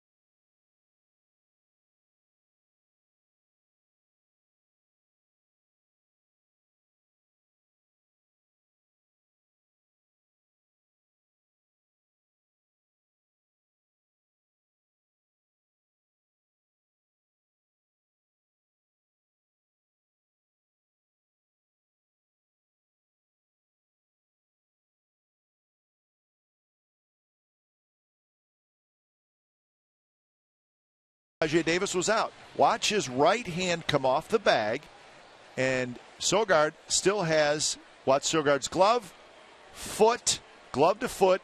He's not touching the bag. Yep. He's out. What do you think? You agreeing with me? Well, I agree with you, but I don't think Sogard believed it because he went back to tag him after the fact, and maybe he didn't realize that Rajai was off the bat. Probably not. And so that's why he went back to apply the tag, thinking that he had overslid because the awkward way in which he went after it. But now that has to be done so quickly, and Casimir has to get off the mound and take your time and give Adam Roden a chance to look at it. And I don't know if. But fortunately, Kinsler didn't get a hit. Cespedes does, right up the middle into center field. So for the 4th time in 6 innings, the A's have their leadoff man aboard. I'll try to go inside with a fastball after actually back-to-back, but he missed location, and a hard single up the middle. Look at all the space up the middle.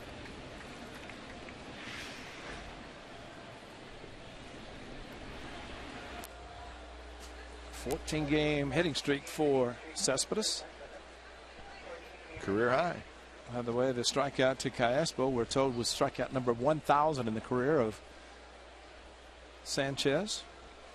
Only 4,000 plus away from Nolan Ryan. Yeah, he's working his way in that direction.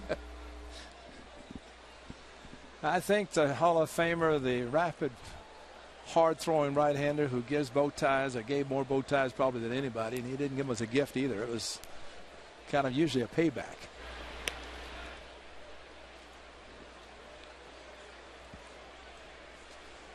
So Doug Jennings in Miami. Doug Jennings played for the A's in the late 80s and 90s, early 90s. He was one of the victims of Nolan Ryan when he foolishly asked to check the baseball after a ball was in the dirt. Base hit for Moss. So the A's have 2 on and nobody out. So another opportunity. And I think a lot of times with Sanchez, you have to guess and hope to guess correctly. And I think both these hitters, surprisingly, both have seen fastballs. Cespedes hit a fastball. Moss got a fastball. And now probably we'll see Sanchez go to the off-speed pitches. It is the 3rd time through the batting order, and sometimes pitcher and catcher will kind of change their philosophy, their pitch calling. And in the early part of the game, Sanchez, who had runners in scoring position, was utilizing the off-speed pitches. See if he goes back to them now. The 2 are on. First one is just a bit inside to Donaldson, who was robbed of a hit and an RBI in the 1st inning by Suarez, and then lined out to Davis and left in the 4th.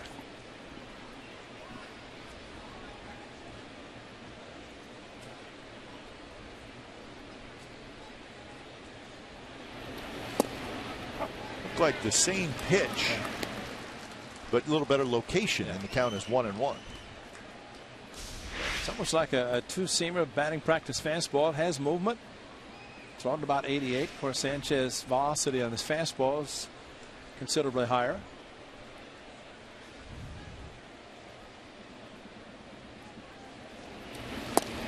That one runs inside, so the count 2-1 to Donaldson. 6 hits now for the A's. Tigers have 3. There has not been an error in the game. And it's been a quiet sellout crowd so far here at Comerica Park.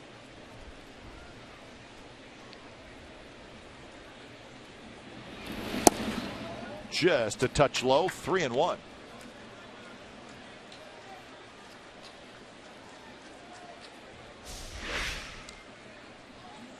Yeah, that's a pitch called low by Mike DeMuro. I said Lou earlier. It's his late father, the former Major League umpire in the American League, the late Lou DeMuro.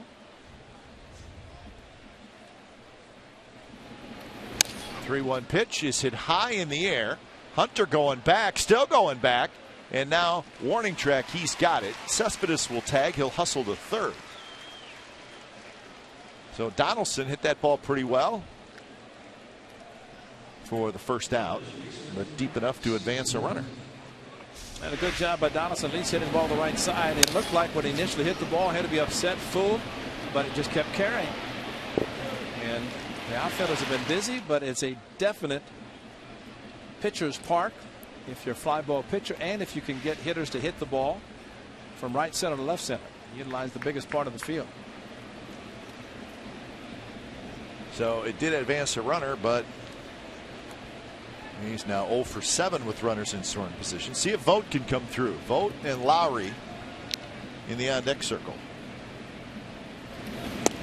First pitch to Vogt is a strike. He's got 2 singles and a stolen base tonight. Have to look in the first inning when the A's had Coco at third base.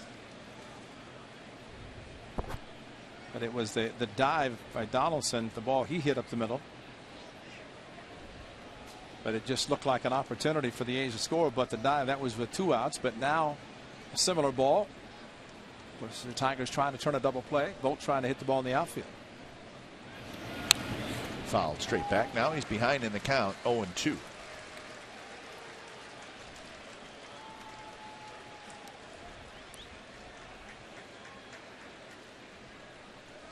Vogt, a hot hitter. He's got 17 hits in his last 46 at bats. Did you notice all that pine tar on his bat? No batting gloves, just wrapping the hands around all that sticky pine tar. That's a gamer, man, when you can go up there with no batting gloves. Get all the pine tar. 0-2 pitch. Hit high and foul into the seats.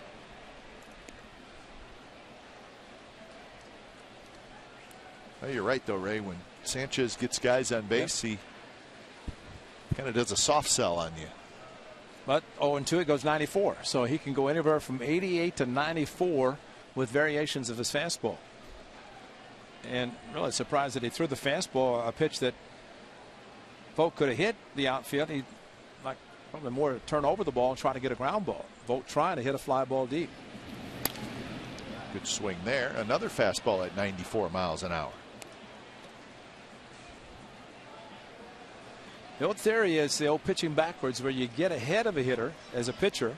You go hard figuring he's shortening up, trying to hit anything that's thrown, unlike what Saltalamacchia did on Saturday when he took a 2-2 fastball down the middle.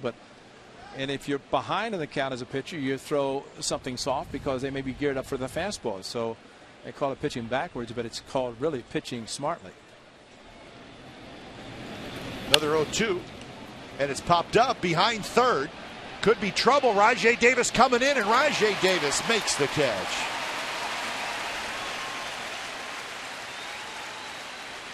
Well, he ran a long ways for that. Off the bat, it looked like it was going to fall.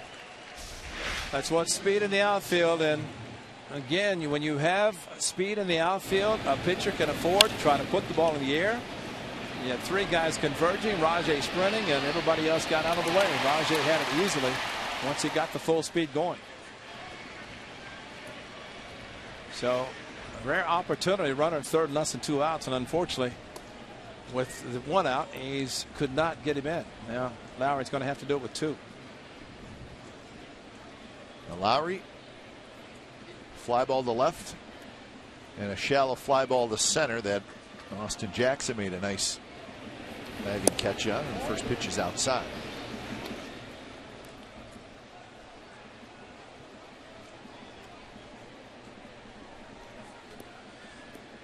So Lowry, seeing his average fall now to 216. Hard to believe. Again, except for Rajai Davis, outfield playing extremely shallow, and that's one of the danger, because it means that Jackson in center and Torrey Hunter right can go back on fly balls. Rajai thinking that Lowry might go opposite field, which he has done, and so he's playing deep, but he has the speed to come in.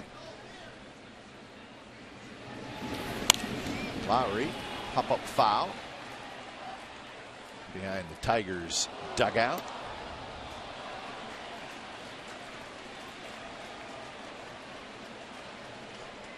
So the count 1-1.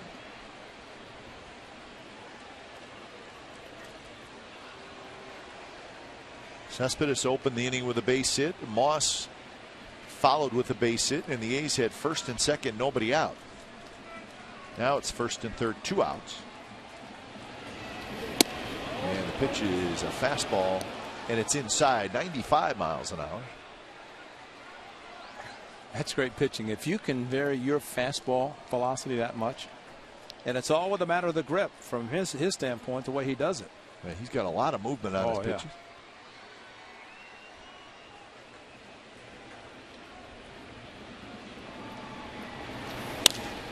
And that's hit to right center field. That's a base hit. Cespedes trots in to score, and Lowry comes through with a 2-out RBI hit, and the A's lead 1-0. Just talk about all the line drives that have been caught. Banked that one. That was not a line drive. That was perfectly placed, and that's with a shallow outfield with a couple of guys fastball in and maybe jammed him just enough or towards the end of the bat. But bottom line, it dropped in the triangle between left, center, and second. Dropped perfectly, and as shallow as they were playing, that was hit nicely by Jed Lowry to get a 2-out knock.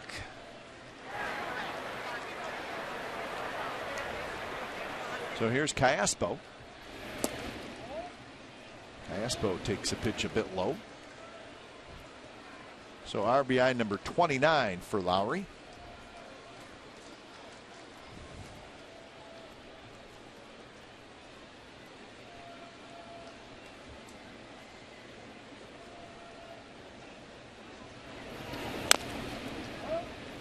It looks like Callaspo doesn't look real comfortable last couple at bats. He hit a long fly ball to right center his first at bat. Talk about pulling off. Yeah. So Cabrera doesn't do it. Well, Callaspo is doing it pretty consistently, and look what he has done on this road trip where he's gone opposite field, up the middle, from both sides of the plate.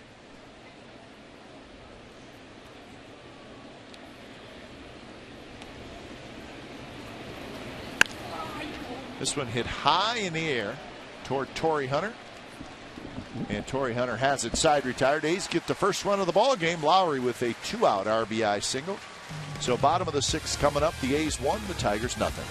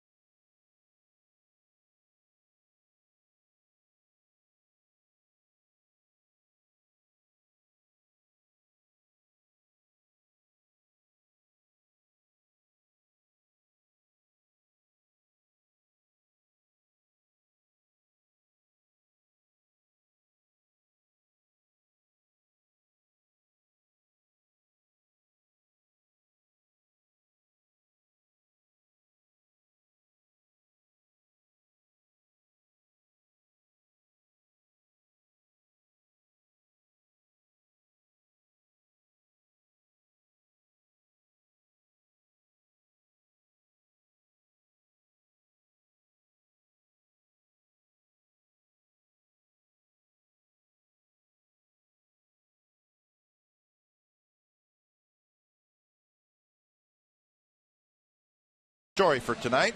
It's brought to you by McDonald's, and it has to do with Miguel Cabrera, the MVP winner. Remember, he was a rookie with the Marlins when the Marlins won it all in 2003, then traded to the Tigers, and he's won 3 consecutive batting titles, 2 consecutive MVP awards. He's got a triple crown, and he's a terrific player, folks. I'd say it's a pretty smart idea by the Tigers to lock up the big man for the rest of his career. So his 2 MVP seasons, very similar. And if you just want to go pure numbers, that'd be the 2013 season, just a shade better if you want to be picky, but that's the man spending the money of Mr. Mike Ilitch, the owner. Dave Dombrowski, president, CEO, general manager. He's got all the titles, but Mike Ilitch, of course, the owner. And Mr. Ilitch is wanting a winner.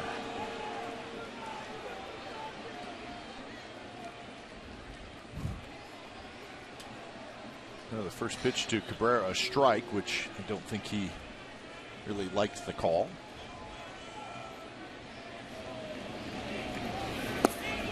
Cabrera is 31 years old. His 2,090 hits in his career. He has 378 home runs. I think number 2,000 was a 3-run home run.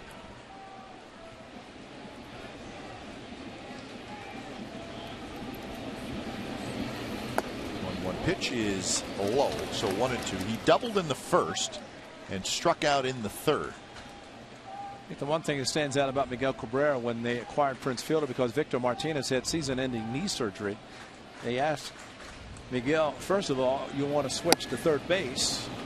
And he said anything to help the team, because he knew Prince Fielder was going to play every day at first. But the thing he did, and Jim Leland, who was the one that called him and asked him, but he said, okay, and he lost a lot of weight because he knew he was going to need to be lighter to play third base.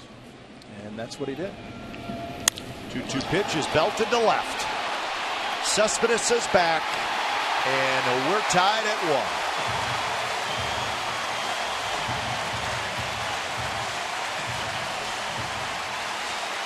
1. Ray, I think it was a changeup. It was a changeup. Yes, it was. A high changeup, very similar to the one that was thrown to Dustin Pedroia at Oakland and the Boston start that Kazmir had. There it is. There it goes. And Miguel Cabrera is a very, very smart hitter, and he can sit on pitches. He swung at a pitch inside, but this time he didn't miss the changeup. And unfortunately, the ball jumps off his bat the way it does, and it just seems when he makes contact, you're hoping that it stays in the park, but it's in the bullpen.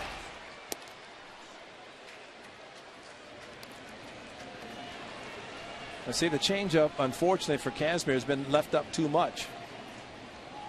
And once that happens, instead of the changeup down out of the striking zone, where hitters swing at it and miss it badly, as we have seen a few tonight. And you know what, Ray? If you pull off that pitch, you don't hit it. That's right. That's exactly. Yeah, you hit a pop up to center field or a ground out to short. But he just keeps his hips closed, and he kind of even reached out and maybe hooked it a little bit, but there was no pulling off on an outside changeup. That's the changeup he wanted to throw. Now watch the hit. Watch the belt buckle, and he just does not fly open. Look at that. Stays right on it. And if it had been a fastball, it hits right field. That's exactly right. Yeah, because with that type of swing, he's protecting both sides of the plate. Yeah. Whether both sides or both pitches, basically. But the 2-0 changeup to J.D. Martinez was the one that tried to throw to Cabrera, but he didn't get it down out of the striking zone, and maybe Cabrera wouldn't have swung at it anyway. But this guy's a little more aggressive, especially in certain counts. So J.D. Martinez, who struck out his first 2 at-bats, walks. So that's the 3rd walk for Kazmir, and he's got 7 strikeouts. So he is now at 89 pitches.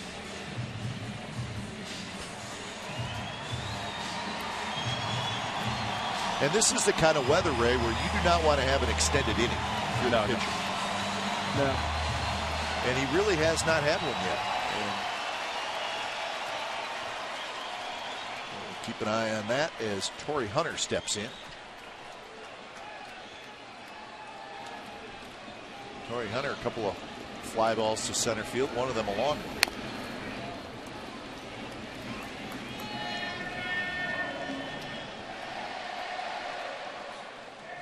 See Kazmir, wiping his hand and his wrist on his pant leg, with it being.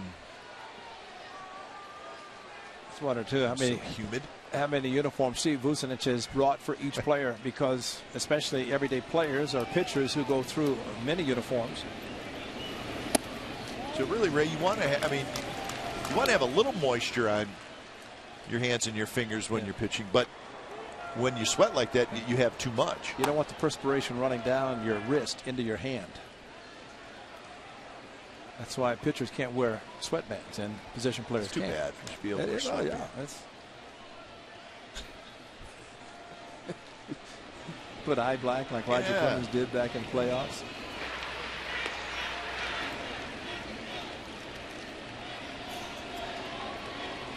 Castellanos, the on-deck hitter. So a Miguel Cabrera home run has tied it here in the 6th inning.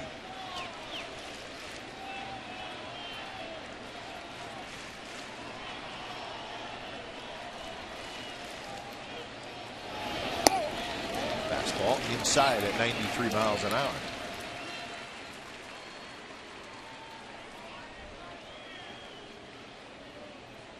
So that's what Cabrera hits against the different pitches. And I'm not surprised that the changeup is the highest.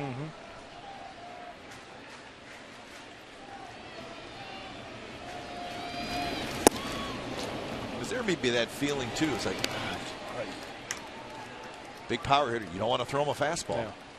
Well, in his previous at bat, when he struck out on the quick pitch by Casimir, that was a runner in scoring position. He was trying for a single, and he was trying to take the outside fastball, which he maybe swung it up pitch out of the strike zone. But that's the difference. Leading off or with one out, actually leading off in this inning, tries to tie it with one swing, and he's able to do it. But he gets a runner in scoring position to take the single. So now full count. Torrey Hunter looking, did not get the pitch he was looking for, is able to hold up the swing. So the crowd comes to life with a little help from the Cabrera home run.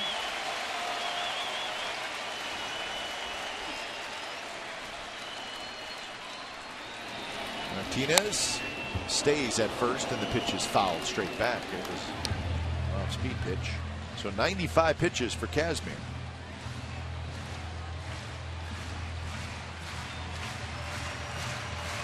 Austin Jackson trying to get some of that Miguel Cabrera hitting knowledge. It's not a bad idea. Just a little bit. I think I'd be a big sponge if I were him. It looks like he's trying to find out anything he can from the Hall of Famer.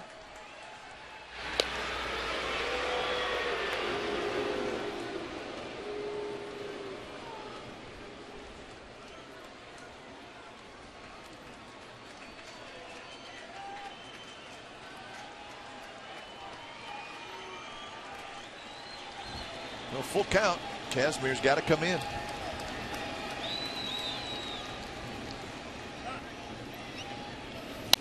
And it's foul back again. Good swing by Torrey Hunter. This time a fastball from Casimir.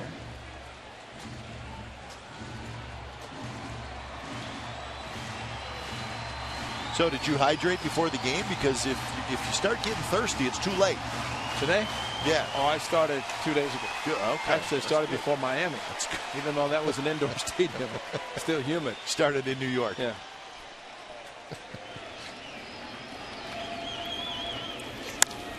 This one's driven to center. Coco's going back, and J.D. Martinez is going to tag up, and he is going to make it on a close play, but he gets in with a feet first slide. So Coco got back. He got it quickly into the cutoff man, and they almost got Martinez. You can see J.D. Martinez went about halfway and then realized it was going to be caught. There's the relay, and unfortunately J.D. Martinez able to get in safely, but very smart base running, something we talked about in Miami, Cap, where a ball hit deep enough, once it's pretty well known that it's going to be caught, you might as well tag up. That's a long way to straightaway center. Plus, Coco does not have the great throwing arm. It's blocked by Jaso. It's a big league block there.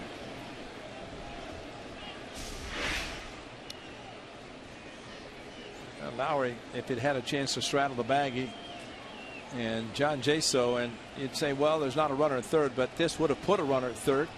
The infield would have had to come in. So Jaso using his body to block the ball nicely and keeping the runner at second. Bob Melvin and Walt Horn, the assistant athletic trainer, are coming out, and they're going to check on Casimir.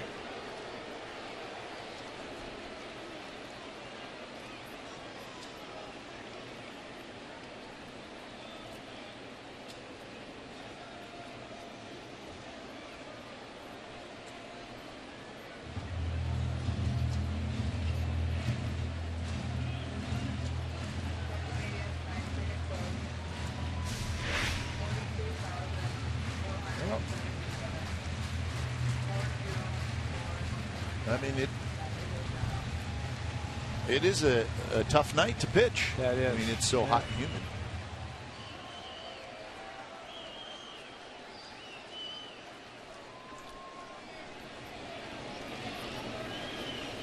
So 1-0 to Castellanos, and he swings over top, and the count is 1-1. If Casimir is walking around, which we have seen him do that, that may be just as much trying to catch his breath, because with the heat and the humidity, now Bob Melvin's going back out again, and he might not have locked. He's going to go straight to Otero. I mean, so maybe it's more than just him trying to catch his breath. There's something evidently that's going on. Well, it's a change up in the dirt, and no. Oh, so yeah. I mean, yeah. Listen, it could be cramps. It could be a whole host of things. So. And that might not have been a changeup. Might have been a fastball that he just buried in the ground. So when it's time for change, think Speedy Oil Change and Tune Up. Your oil change, tune up, and smog experts. Otero coming in.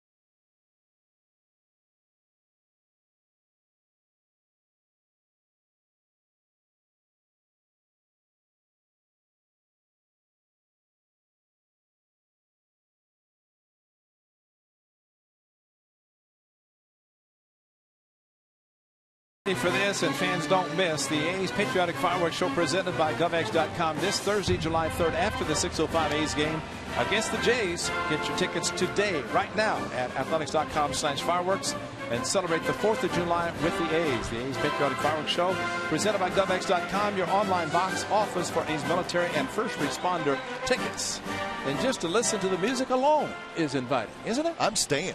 I'm staying for the fireworks after the game. I mean, just to see the patriotic and listen to the patriotic sounds and the fireworks. You know that David Diamondbacks are going to have a spectacular fireworks show and choreographed music. I'm staying. Good idea. Get me in the 4th of July mood, right? That music will do it. Dan Otero's in the 4th of July mood, trying to come in and leave the go-ahead run at second base, as he is making another appearance. Number 39 for the A's Iron Men out of the bullpen. 6 wins on the season for Dan Otero. Always ready to go, Otero. That's a good one. It's not great, but it's getting there. Yeah. Could always use a little help from our great audience. A little nickname for the workhorse, Dan Otero. It helps that his last name ends in an O. You've been thinking about this, haven't you? You've been spending some time in the hotel. I ran it past him. See what he thought. 2-2 pitch is chopped back to Otero, who takes a quick look at second, throws to first for the out. And let's not forget, with a ground ball back to the pitcher, it can go dirt, because this is a dirt path from home plate to the pitcher's mound. See the numbers for Dan Otero. See, there's the path. I think Arizona is the only other stadium that has the dirt.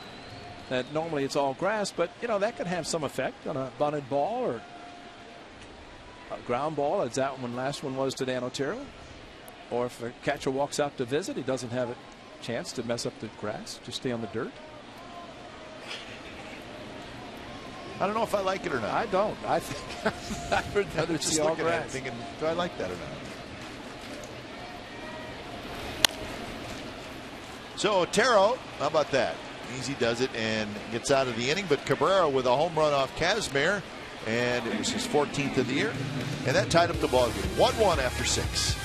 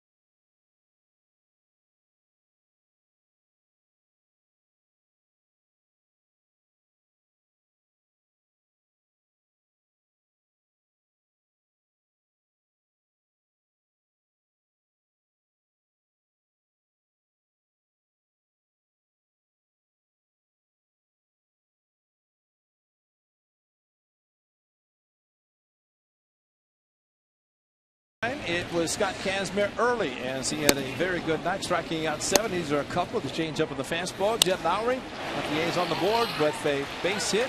1 for 8 runners in scoring position, but same half inning. Miguel Cabrera with a 2-2 changeup. And the big man, probably the best hitter in baseball, at least the American League we know for sure, and National League probably would not say differently either. But he tied it. That's where we stand. Kazmir had to leave the game. We'll find out why. And Otero came in and retired a couple of batters with the go-ahead run at second base.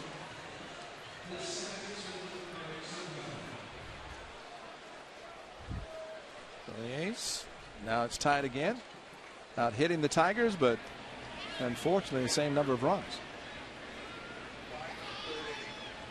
So top of the 7th, Sogard, Crisp, and Jaso against Anibal Sanchez. Sogard, a ground out to second and a ground out to short. First pitch is a fastball for a strike.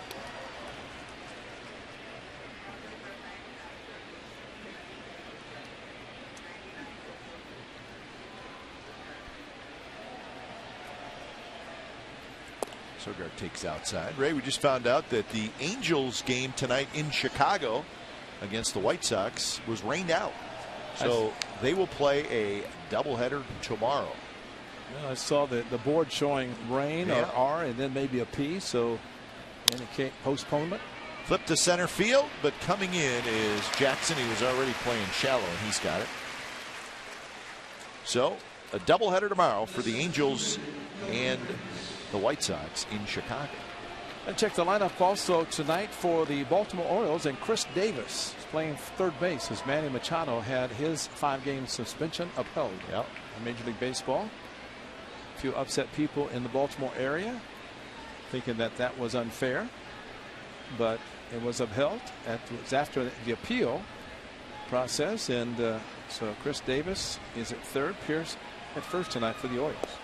Sounded like they were upset that they had a couple examples of guys who had thrown the bat and actually charged the mound as well and got lesser suspensions. That's what they were upset about. Not so much really sticking up for Machado, but more of a precedence as far as the amount of games go. Now somebody also said, maybe you could confirm, I didn't hear this, but they added a game because of the Friday night incident when Donaldson. I had read that was part of it, that the confrontation with Donaldson. So either way, Manny Machado will sit out 5 games starting tonight. And he had just started to hit a little bit too. Yeah. And of course, the Orioles will be at the Coliseum. We show the next couple of weeks, but right after the All-Star break, 3-game weekend series when the Orioles are in town. That's the '89 reunion, so the Orioles will be there during that period of time. Coco hits a high pop-up. Castellanos coming over, but it's going to go into the seats.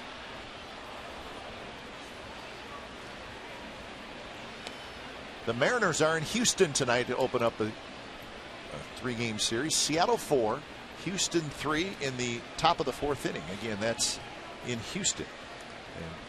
And Juan Walker, the youngster who pitched so well for the Mariners last year, was called up in September and it's one of their top prospects, but he was injured in spring training and he was making his first start tonight for Seattle.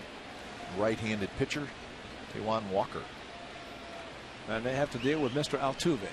Oh. Ask the Tigers about Jose Altuve.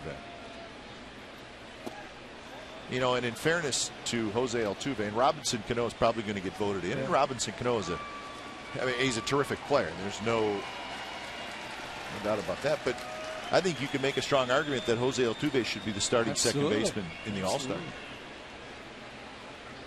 And he is just having a sensational season.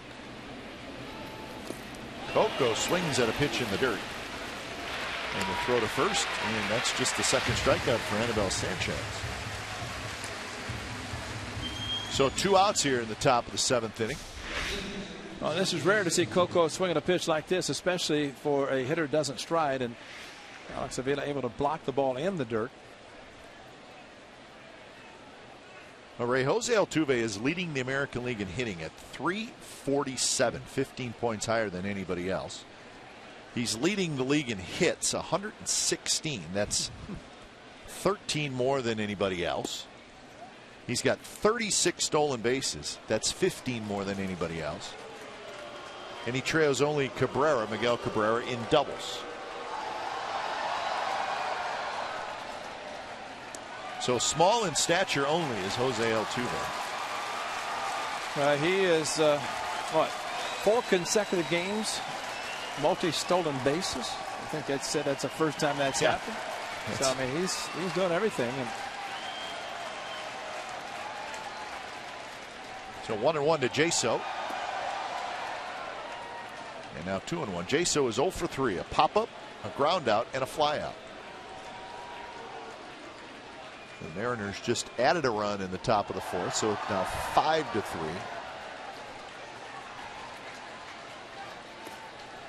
Seattle 7.5 games out, but holding the second wild card, the Mariners.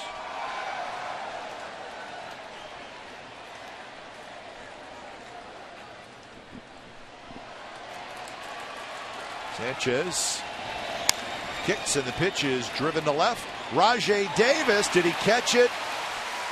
Yes, he did. So Rajai Davis goes down to his knees to make the catch, and that's a 3-up, 3-down inning for Anibal Sanchez. So we have reached the 7th inning stretch from a sold-out Comerica Park, and it's a 1-1 game.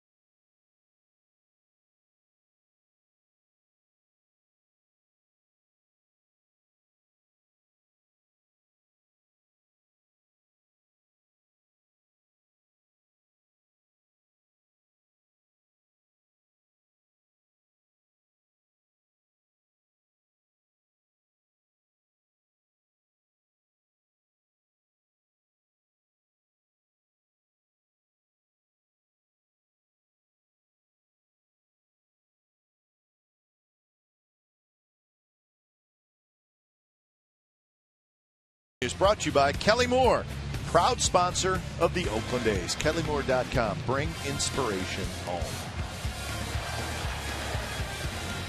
Beautiful look at downtown Detroit. A's and the Tigers are all tied at 1. The crowd tonight, 42,477, and that's a sellout if you're just joining us. The Tigers tonight are honoring the 1984 World Champion Tigers, so 30-year anniversary of their last World Championship. Tigers have been to the World Series a couple times recently, 06 and 2012, and they lost both times. They were singing Ghostbusters. Yeah, Ray Parker Jr. in the house. He sang the national anthem. Lance Parrish was interviewed. He wasn't not in attendance tonight, but he said in the World Series with the Padres and Goose Gossage, they had the Goosebusters. Really? Yeah. Said in left field before he hit a home run, he looked at the big sign. I think it worked. There was this sign that said Goosebusters. I think Kirk Gibson's big home run came off right. Goose Gossage, did it not? Jabba Chamberlain starts to throw as Anibal Sanchez just over 100 pitches through 7 innings. This is it. This was the biggie. It kind of sealed the whole series. That's right. He does. Yeah, he's going to hit. He doesn't want to walk you. When Dick Williams had gone out, and I guess gave Goose Gossage the option, supposedly, well, you want to pitch to him, and pitch to him, or you want to walk him. He said, "I'll pitch to him." And of course, it was not the game winner, as we found out. That just increased the lead by. They already had a 2-run lead, that kind of sealed the deal completely. I think it sent the Tiger Stadium crowd into a frenzy. Yeah. Look at that. Lance Parrish looked at him and says, "What's wrong with you, man?" I want to say Tim Burtzis was pitching for the A's and hit Gibson in the mouth. And there was blood everywhere. And he went up to see if he's okay. I think it was Burtzis. I know David Feldman's probably watching and correct me if I'm wrong, but an A's pitcher hit him, and it went up to check on him. He says, "What are you doing here? I'm okay." And he got up, went to first base. Leave me alone. Yeah. You know, it's a football player mentality, I guess. You know, so you see blood, no big deal. I think Nolan Ryan got hit with a line drive and hit blood all over his uniform. Ball back up the middle, hit him in the face. He stayed in the game. What do you think, Jeff? Jeff had been out in a heartbeat, wouldn't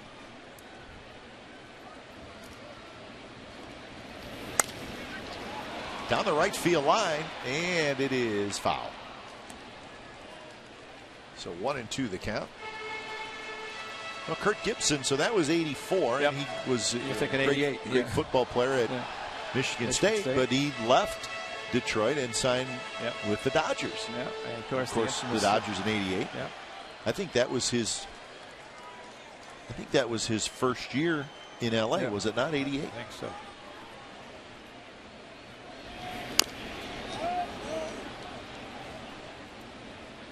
In the meantime, Dan Otero has retired all 3 hitters that he has faced so far. Trying to keep this a 1-1 game here in the bottom of the 7th. Well, that's what makes it tough when a reliever comes into the game, and it's usually these types of situations. It's especially in the role that Dan Otero has, and that is to try to keep it where it is and give a chance for the club to come back and score some runs. Callaspo to first, and Austin Jackson is 0 for 3. Callaspo, of course, we saw him in Houston or in Miami yesterday playing indoors, and great play in the shallow right field to rob a hit of a base hit, and Tommy Malone pitching and utilizing the third base arm. We've seen tonight the strong arm that Callaspo has thrown across the diamond.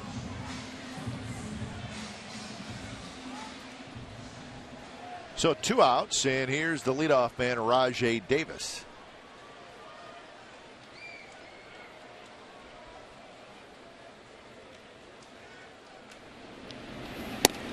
And we just found out, Ray, that Kirk Gibson, well, he left the Tigers and went to the Dodgers. He was part of the collusion ruling. Remember where the arbitrator ruled some players could become free agents? And he was one of them.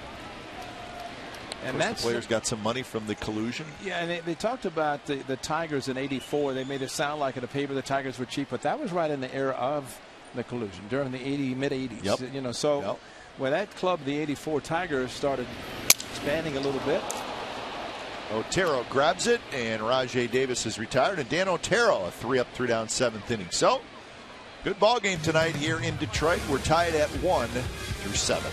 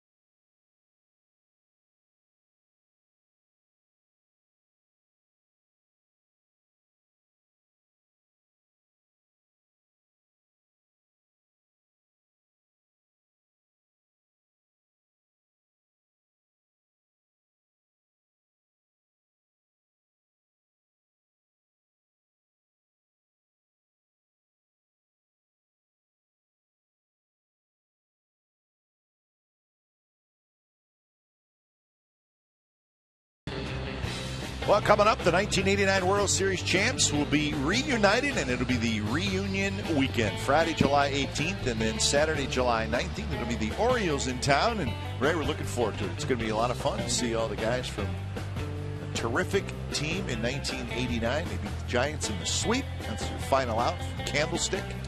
Dennis Eckersley, of course, in town with the Red Sox, broadcasting, and he said, I'll be back. I'll be back for the World Series reunion, and he's looking forward to that, as we all are, for the last World Championship in Oakland, 1989. Should be a good turnout of former A's players. So, for the Tigers, their last championship was 30 years ago, and for the A's, 25 years ago. Anibal Sanchez, over 100 pitches, but back out there.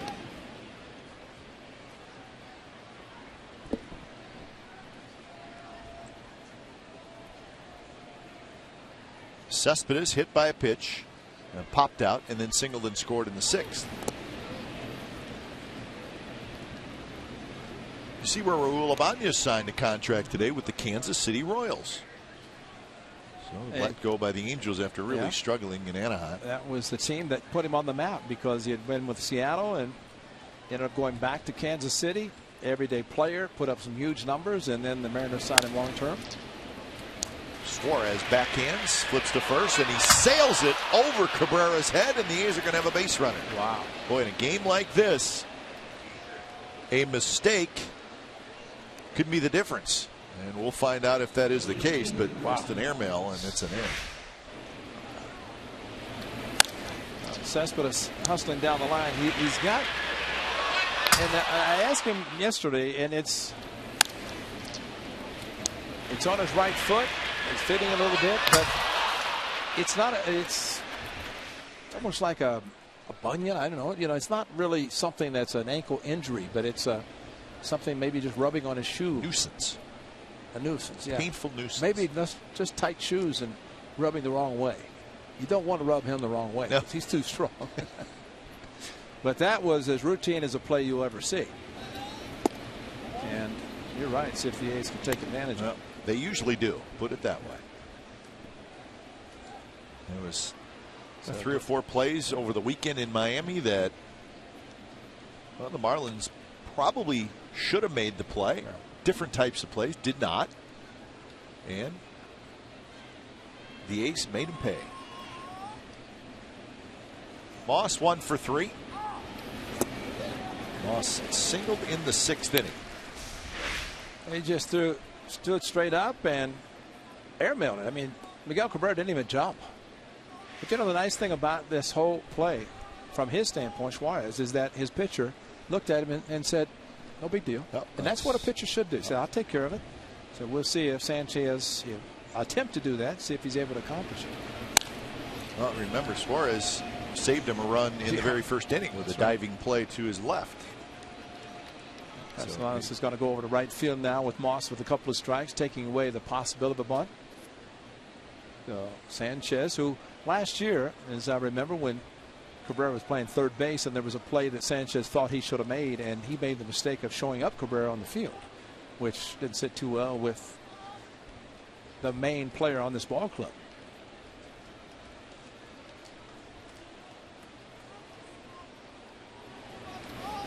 And Moss checks his swing. So 2-2 the count.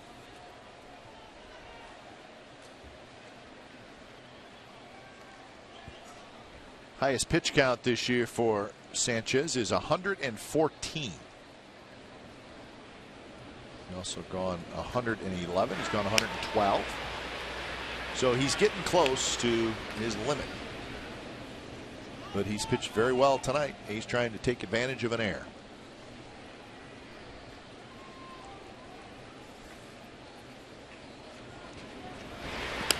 He's done something that good pitchers do, and that's hold something in reserve. We have seen his fastball from, like we said, 88, 89 to 94, 95. So when you hold in reserve, you're only throwing all out maybe 4 or 5 times a game when you need it. And you can pitch deep in a game. You can throw a lot of pitches and be able to pitch in the 8th. Went 8 1/3 in his start against the A's on May 28th. And that one's driven. Left center field. Rajai Davis on the run. He's not going to get it. And here comes Cespedes, and he's going to score. And the A's have done it again. Make a mistake, they make you pay, and they lead 2-1. And that is a 2-strike opposite field bolt. And you're right, the Suarez, and actually that's going to be the end as Ausmus is coming out. He's already pointed the bullpen. Fastball outside, Brandon Moss, one-handed swing. And the great thing about our vantage point is that we get to see this right there, the ball taking off, knowing that nobody's going to get to it.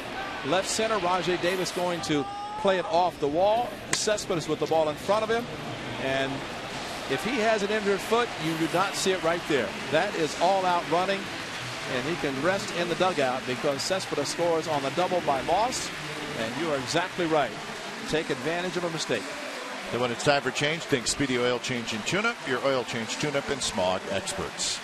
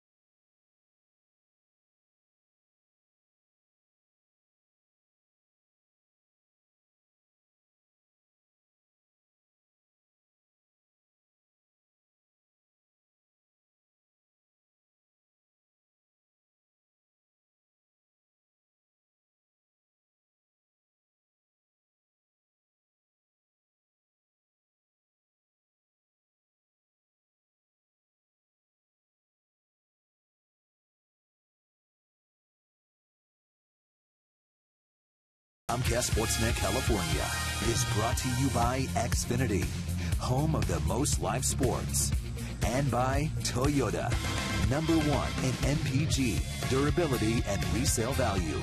Toyota. Let's go places. Anibal Sanchez pitched extremely well tonight, but a costly error by the young shortstop. And the A's get an unearned run here in the top of the 8th inning to take the lead. So Sanchez will not get a win tonight. He could get a loss. So there's nobody out. Moss at second after the double, and here's Jabba Chamberlain. But a great find for the Tigers. Jabba Chamberlain, of course, doing a great job. That man right there is always doing a great job, as is Brandon Moss. Cespedes and Moss combined back-to-back, an error and a run-scoring double. But Chamberlain, a couple appearances against the A's at the Coliseum, gave up nothing, a couple of strikeouts. 2 appearances, 2 innings, 1 hit, couple strikeouts. Former starter, reliever for the Yankees. And if nothing else, he gets to grow a beard with the Tigers, something he could never do with the Yankees. Donaldson is 0 for 3 tonight.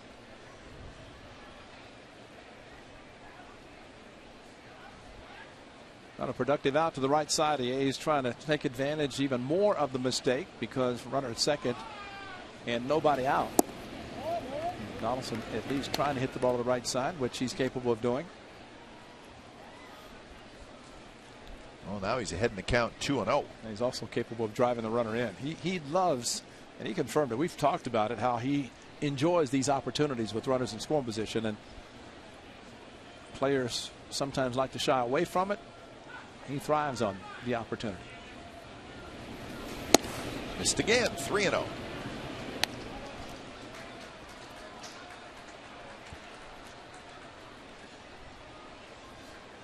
Brad Ausmus went back to Houston, where he played for so many years. Went back to manage the Tigers when they played the Astros.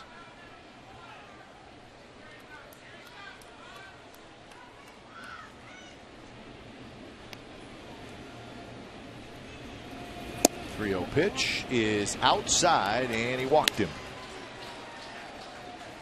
You know, his approach, how he is ready to hit every pitch.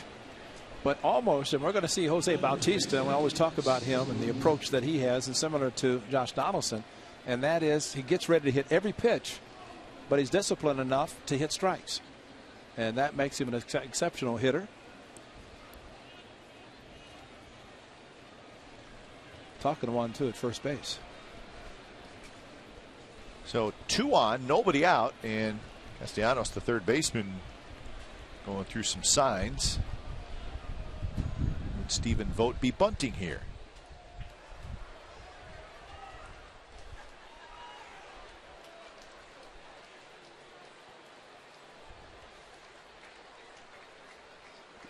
A couple of hits tonight for Vogt. He might take advantage of the hole on the left side of the infield as they're shading up the middle. And the first pitch is off-speed pitch that's low. So 5 consecutive balls by Chamberlain out of the bullpen. And he's only thrown 1 fastball of the 5. Try to get Donaldson to chase. He would not. And doesn't look like Vogt's going to think about sacrificing. I think right now we're more than anything going to force Chamberlain to throw a strike. And he might be ready if he does throw one.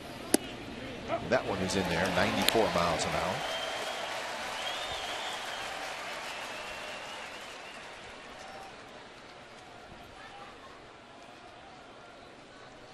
So it all started with an error. And then Moss doubled home Cespedes, and Donaldson with a walk.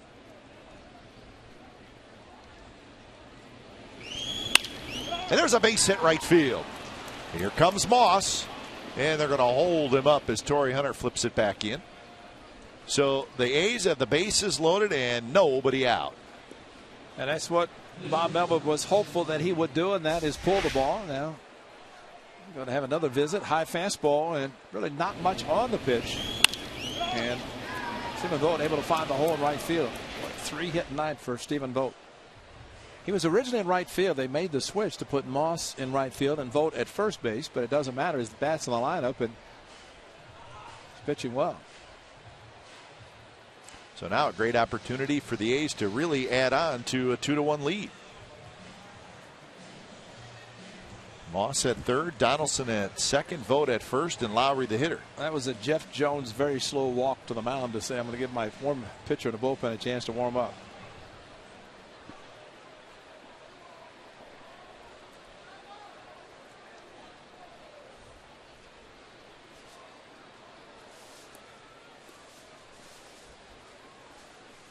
So Lowry had a big hit in the 6th inning, a 2-out RBI single that gave the A's a 1-0 lead.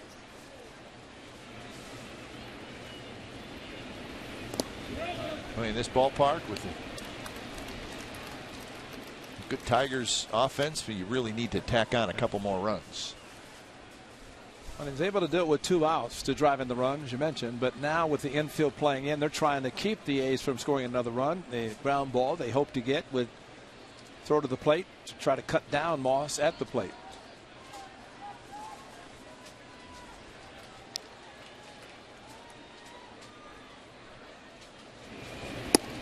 And that one misses, and it's 1-1 to Lowry.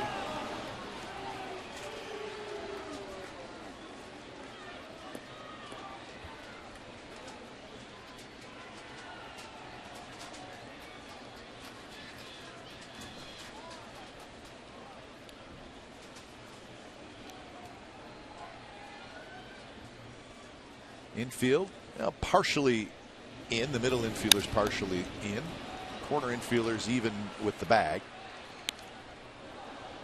And how many times have we seen when the infield's playing in, the outfielders are playing deep? There's a lot of space between the infield and the outfield, but it seems like with the infield in now, the outfielders are saying, okay, we're going to cut some of the space down, and they're playing relatively shallow also.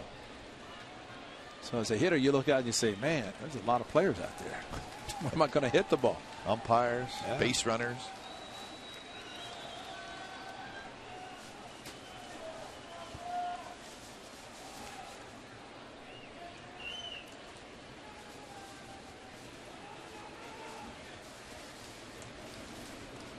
So 1-2, Lowry behind in the count.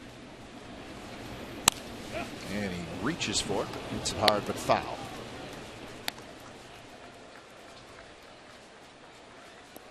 That's Phil Koch, the left-hander, who's pretty close to being ready to go.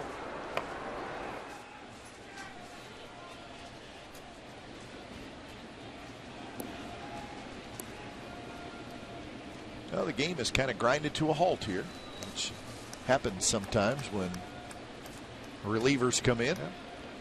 Well, they do find a way to slow it down. Oh, my goodness.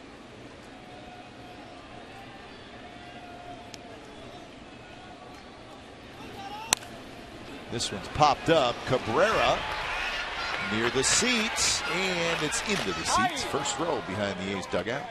Put a little asterisk beside that because in Oakland, it's an out.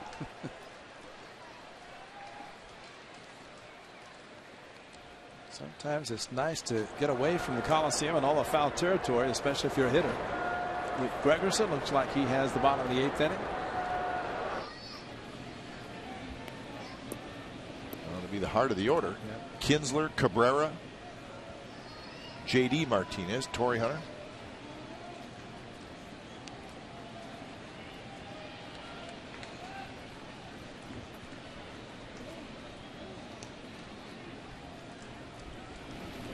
One-two pitch. Well, 2-2 the count, and I think Mike DeMuro was fooled. Why didn't they appeal to third base? Because it's one thing, the pitch looks like a pretty good pitch. Looked like Lowry did hold up a swing, though, and watching this angle, that was a good hold up. So no appeal necessary, but maybe he gave up on the curveball.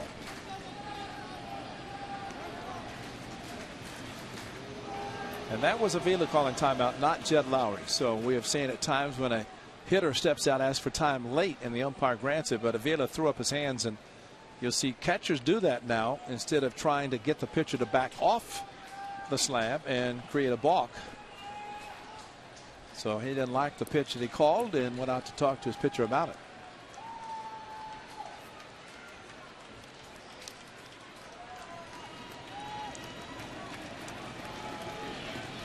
So 2-2, and here's the pitch. It's tapped at the plate, foul. And Chamberlain with that hard breaking ball.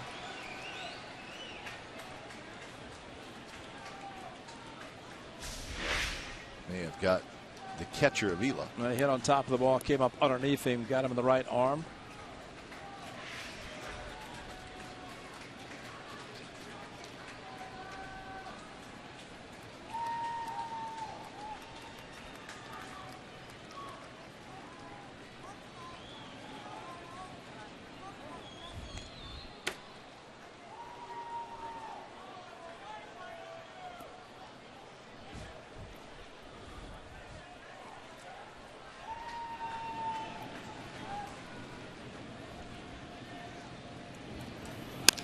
And there's a shot to left, and that's a base hit.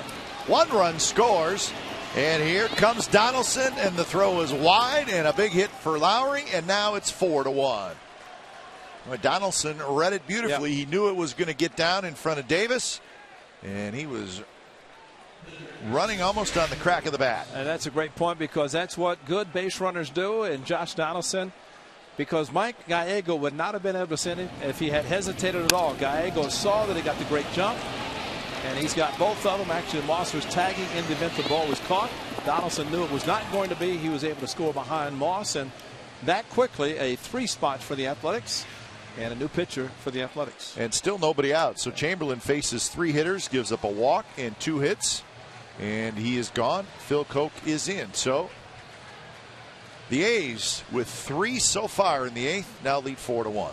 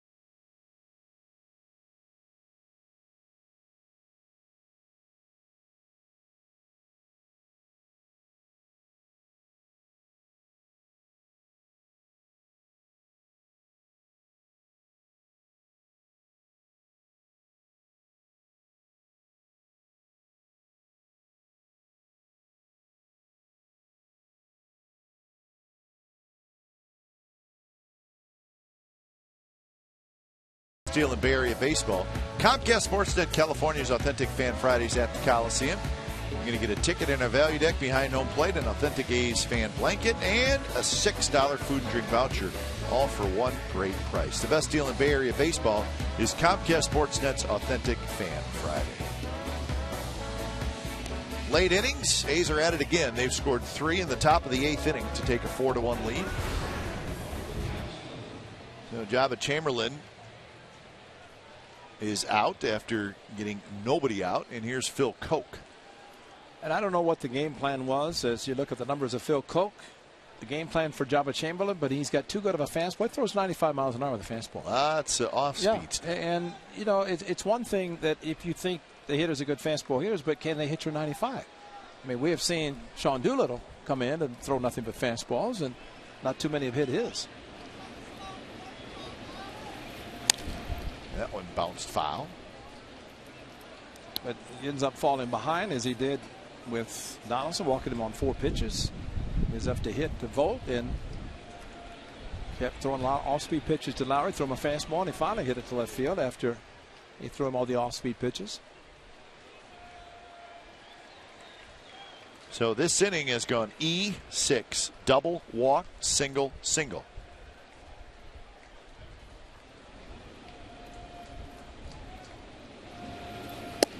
And a strike outside corner, 0-2.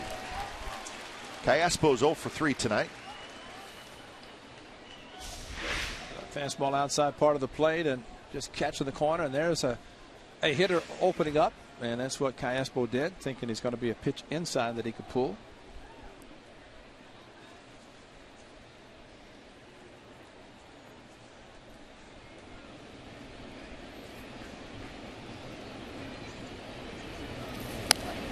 High fastball, and Callaspo kind of tomahawked it and fouled it back.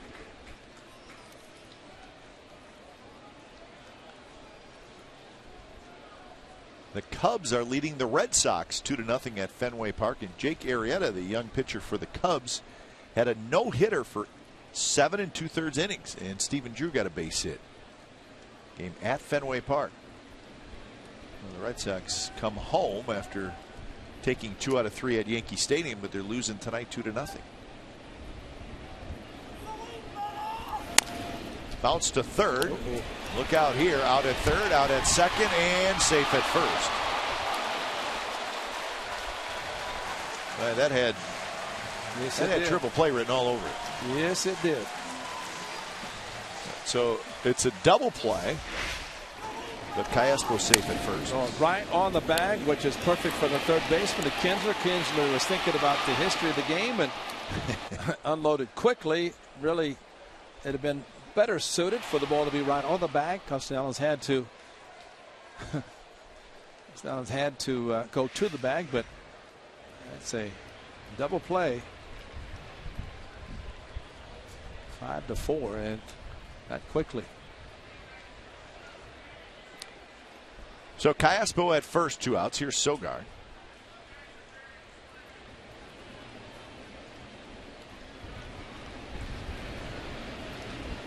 Sogard looking for his first hit, as he is grounded out twice and hit a fly ball to center field. Well, Jed Lowry tonight with a couple of hits and 3 RBIs, so he's one of the hitting stars. Moss with a single and a double and a run scored and an RBI. Coco's got a couple hits. Stephen Vogt's 3 for 4. A's have out hit the Tigers 10-4.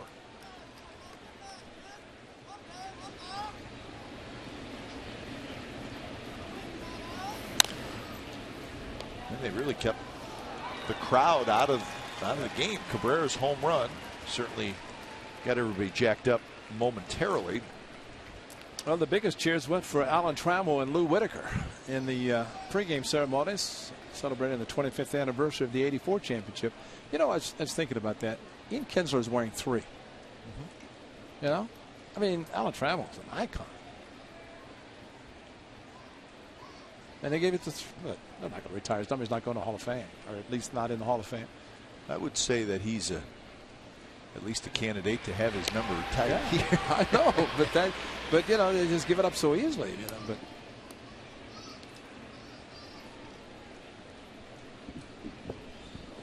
hey, well, Jeff just told me that Kinsler was nice enough to call Trammell to ask him if he could wear it. And we know Alan Trammell was a nice enough guy to say yes. So thank you, Jeff. That's some good information. Nice guy Kinsler picks it up. Side retired. So 3 runs for the Athletics as they now lead it 4-1 as we go to the bottom of the 8th.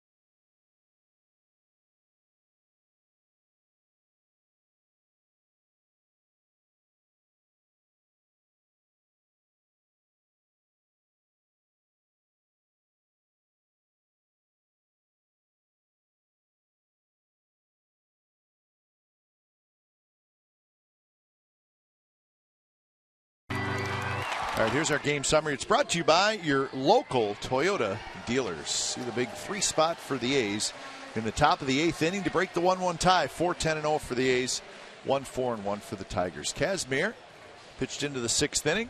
Was replaced by Otero, who did a great job again. And Anibal Sanchez pitched well, but gave up 3 runs, 2 earned. And the only run for the Tigers was Miguel Cabrera's 14th home run of the year. So the A's bring in Gregerson, their 8th inning man. And he'll try to get it to the 9th. So Gregerson 2-1 with a 2.32 ERA. He's been a workhorse. So this is his 42nd game.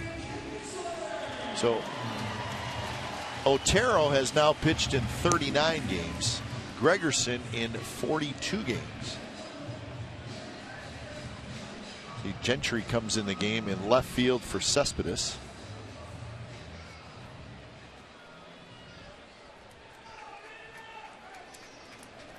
So tough part of the order as Kinsler leads it off, and then Cabrera, and then JD Martinez.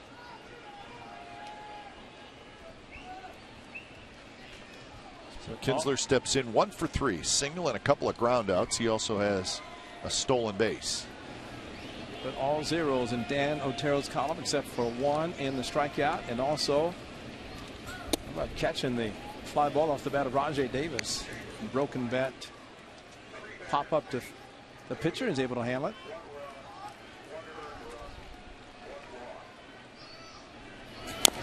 That one tapped foul.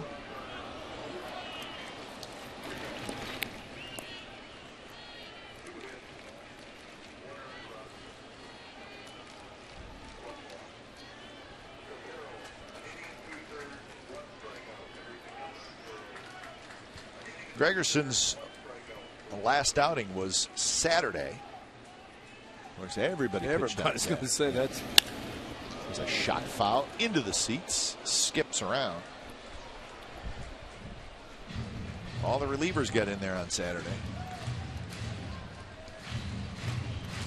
So 1-2 to Ian Kinsler. Tommy Malone did something only Kenny Holtzman had done back in the 70s, hitting back-to-back games. Like that. Said he felt comfortable swinging the bat. Didn't get any hits, but he looks good. Yes, he does.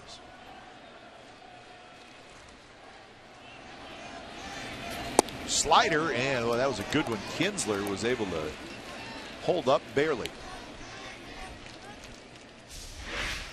Well, the patented slider thrown by Gregerson, and did hold up. He is in the pull mode, it seems, all the time.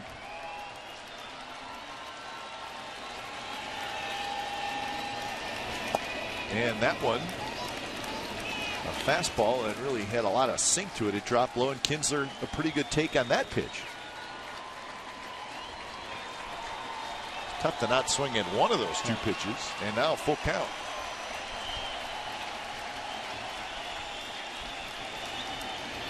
Three-two slider, and Kinsler lays off. That's pretty good at bat.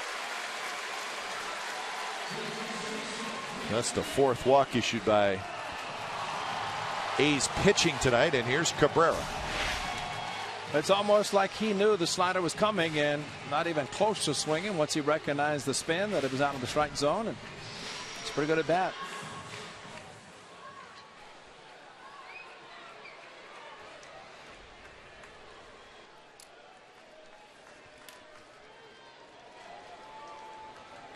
Double strikeout homer for Cabrera.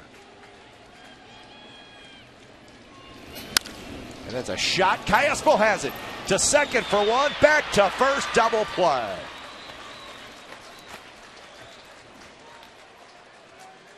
Now Cabrera hit it hard. A 1-hopper, and Callaspo handled it.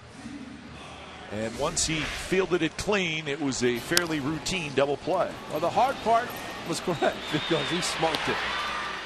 And when you get a ball hit that hard at somebody, that makes it an excellent play, especially to turn 2 that quickly. Cabrera's not going to beat out too many double plays.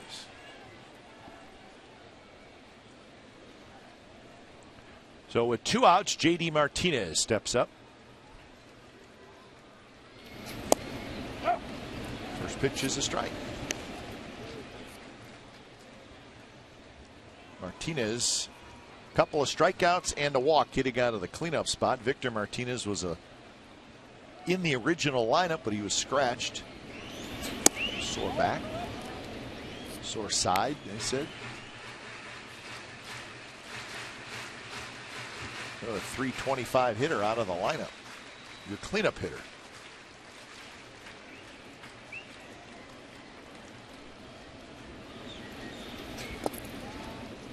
So the slider is low. 2-1 the count.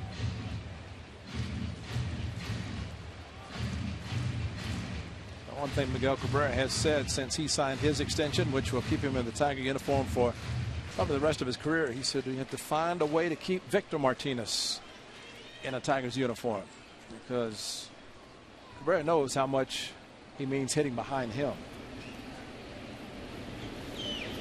Victor Martinez actually has been intentionally walked more times than Cabrera. Well, you gotta see if you're going to pay Scherzer, and he's a free agent. Torrey Hunter's a free agent, and Martinez a free agent. Those are three extremely important players for the Tigers. How much more are they going to offer Scherzer? And that pitch on the inside corner, 3-2.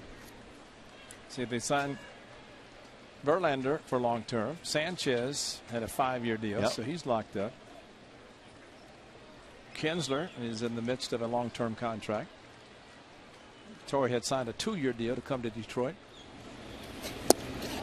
And another walk. The Martinez walks for the second time. Couple walks in this inning by Gregerson, but the double play looks huge now with Torrey Hunter stepping up. Well, even Cabrera hit a slider and hit it hard. Just fortunately right at Callaspo to turn the double play.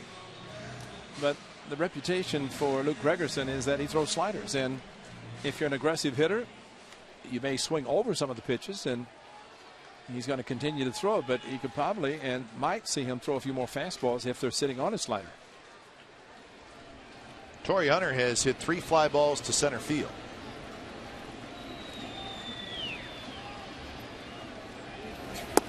And that pitch is low.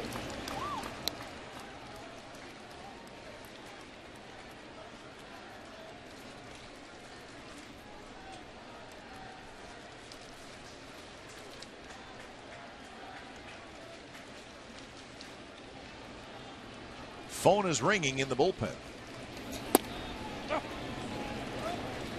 So 1-1 the count to Torrey Hunter. Torrey Hunter earlier this year went over 2,200 career hits. And 2,234. All he wants is a ring.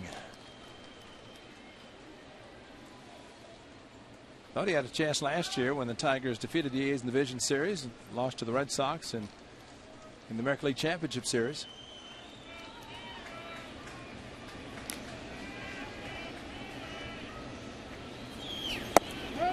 And he tries to bunt at it. He kind of poked at it, and it's called a strike. 1-2.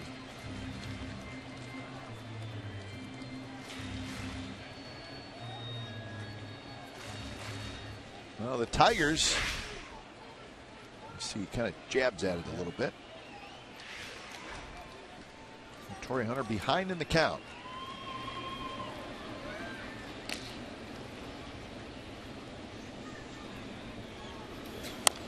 And that one cued toward first, and Vogt grabs it, and Gregerson retires the Tigers in the bottom of the 8th. So 9th inning coming up. Coco's going to lead it off. 4-1 A's.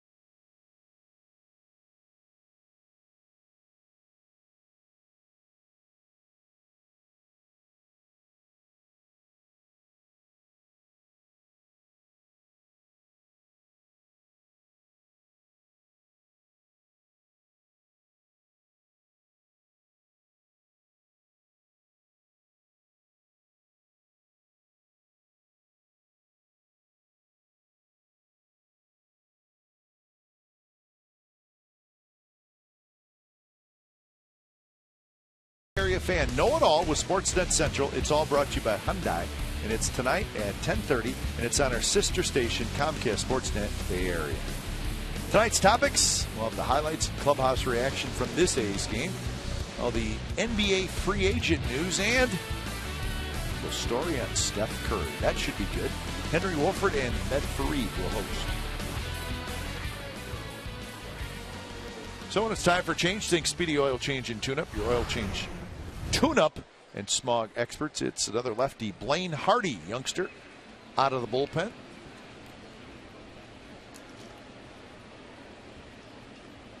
So Hardy, here in the 9th inning, will face the top of the A's order.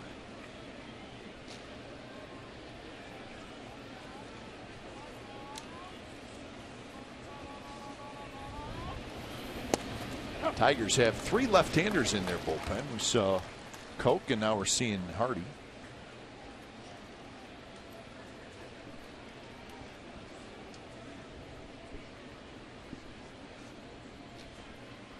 A couple of hits for Coco Crisp. Off speed, and Coco swings through it. And that's typical of a left-handed good changeup, and he threw it high, but looked like a fastball coming out of his hand, and that's why it's so effective. Not really overpowering with his fastball.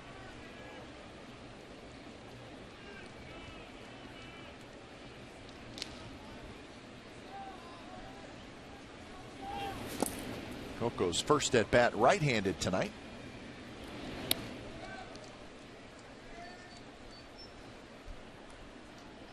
That game's a final now at Fenway. The Cubs 2 and the Red Sox nothing. Well, the Red Sox probably feel like, hey, we took 2 out of 3 in New York. Let's get home and let's get things going. And Coco swings and misses, but his backswing hit Avila, and Coco immediately checked on him. Which is what is customary, what you should be doing, but Alex Avila, that's why you wear a helmet, and Coco knew he got him, but wanted to make sure he was okay. Helmet protects you, but boy, you get one hit on top of the head that hard, there's not enough protection. Derek Norris knows that, as he has been hit several times.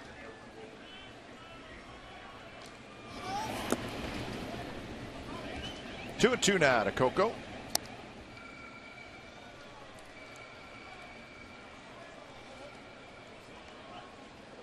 Mariners leading the Astros 5-3, bottom of the 6th in Houston.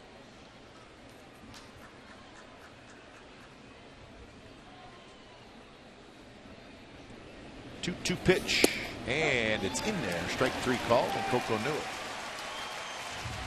It's just the 3rd time an A's hitter has struck out tonight. And a slurve, little breaking ball, stayed up high. Coco brought his hands up, knew it was a strike, and that was it. So 1 out, and here's Jaso. Do a little warming up for the A's.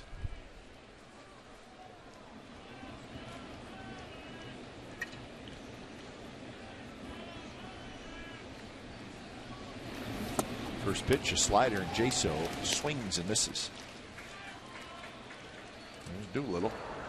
Both bullpens out in left field.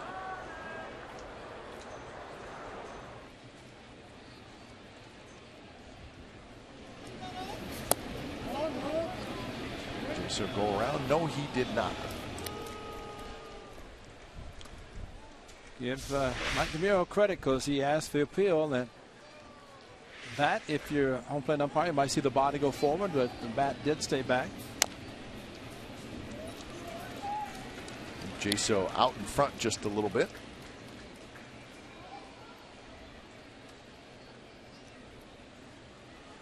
Not easy, I would think, facing a left-handed pitcher. If you're Jaso, and you really haven't done it a whole lot this year. Right. All 7 home runs have come against right-handers, which is not surprising.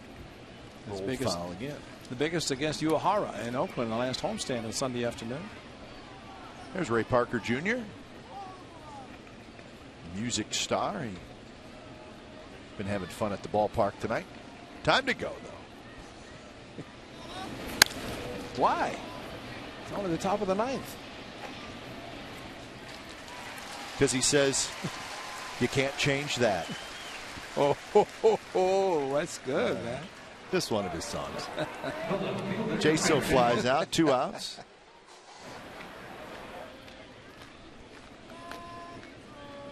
So 2 away, and Gentry will hit. Gentry came in the game for Cespedes. But his rendition of the national anthem at the beginning of the game, not bad. It's very good, but a little bit of reminiscent of Jose Feliciano, who's your guy. Sang the anthem, brought in by the late Ernie Harwell. Changed it for everyone. I mean, that forever changed it. That's 68 World Series, right? Yeah. Ernie. Yeah, Ernie's great. What a great broadcaster. So 1-1 the count to Gentry. Cespedes well in the game. And reached base 3 times. He was hit by a pitch. He singled and he reached on an error and he scored a couple of runs. Gentry, a line drive, and it's picked off the shoot tops by Suarez. Side retired. So here we go, folks. Bottom of the 9th inning. A's with a 4-1 lead, and Mr. No Chance, Sean Doolittle's coming in.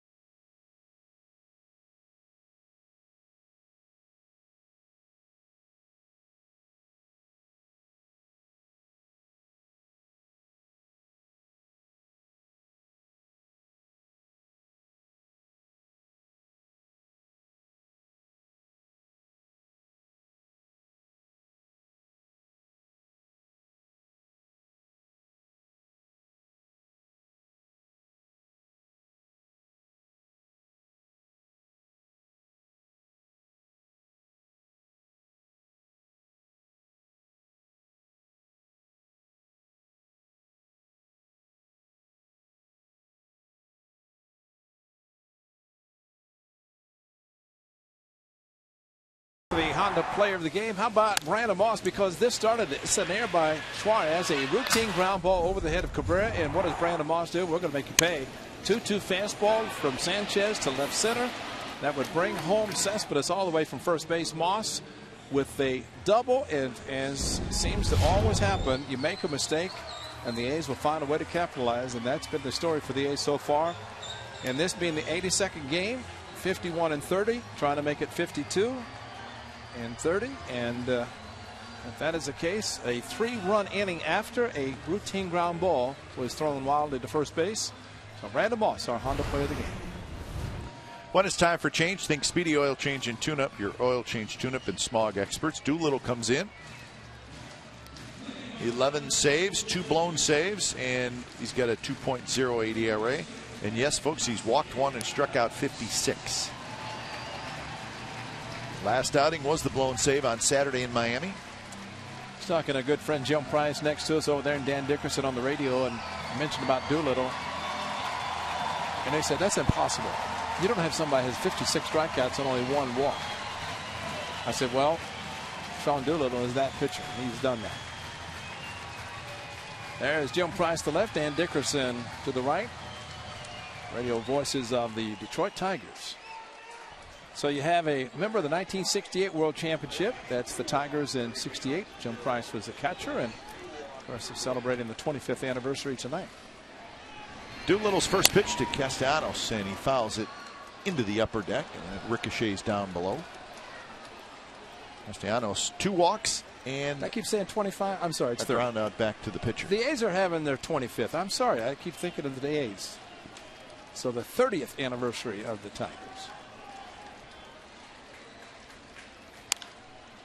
That one is fair. Nice play by Callaspo. His throw is not in time, and it rolls past Stephen Vogt. And now hustling back is Castellanos, and he was able to get back to first. So Callaspo made a great play. Vogt just could not quite dig it out. And boy, how about the hustle by John Jaso? Look where he is. Yeah, he's way down the target. Exactly, and that's what you want to do as a catcher because of the foul territory. You want to make sure that you don't get the extra base, and the fact that he turned. Castellanos had to hurry back because he did turn towards second. He was thinking he could take the extra base, and once he makes the left turn right there, he's open game. And that's why Jaso was there so quickly, threw it back to Moss to try to apply the tag. And if he had not reached the bag, he would have been out. So it is a single, and here's Avila. So 6th hit for the Tigers.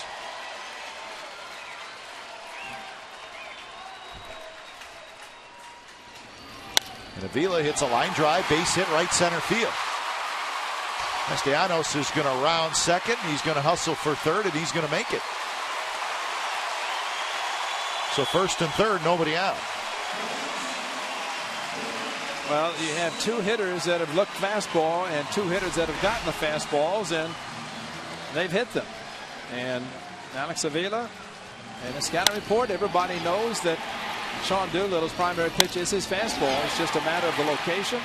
But if hitters figure it's going to be coming, they could expand their strike zone or their hitting zone. And in the case of the 2 hitters, they have done that.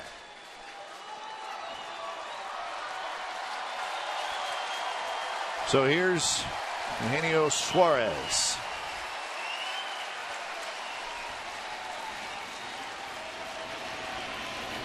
And the first pitch is a fastball, and he fouls it back. Suarez is hitless tonight with a couple of strikeouts.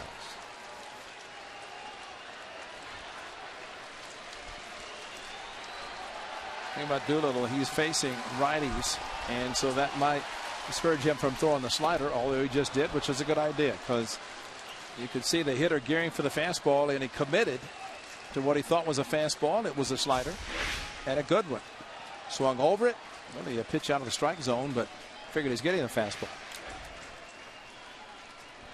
0-2 pitch, and another slider, and that quickly Suarez strikes out on 3 pitches. And that might be just enough to have the other hitters think about more than just the fastball. And Suarez swung at a first pitch high fastball, but then back-to-back sliders, both times looking. And, you know, that's really John Jaso, because Jaso's been very good with the pitchers of backing up the pitches, especially off speed when the hitters are looking fastball. So 1 out, and that will strike out number 57 for Doolittle. So here's Austin Jackson. Way inside. Austin Jackson has 3 home runs on the year tonight. Fly ball to right, line out to second, ground out to third.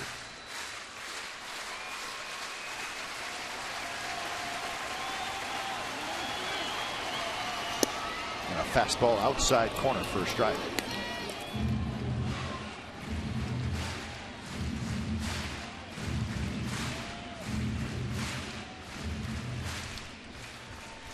On deck is Rajai Davis.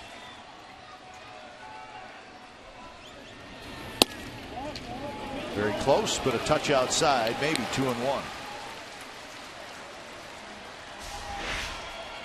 Fastball just missed outside, registered at 95 miles per hour, something the Tigers hitters can look at the scoreboard and see the velocity.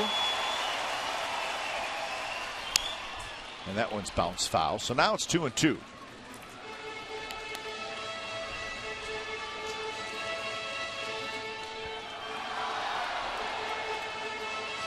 Think about throwing a slider now. If it's not a strike, then he's almost assuring everybody he's going to throw a fastball 3-2. So a critical pitch on 2-2. And also critical for the hitter, thinking he might get the slider. And he looked for the fastball. Foul back. Fastball in on the hands at 97 miles an hour.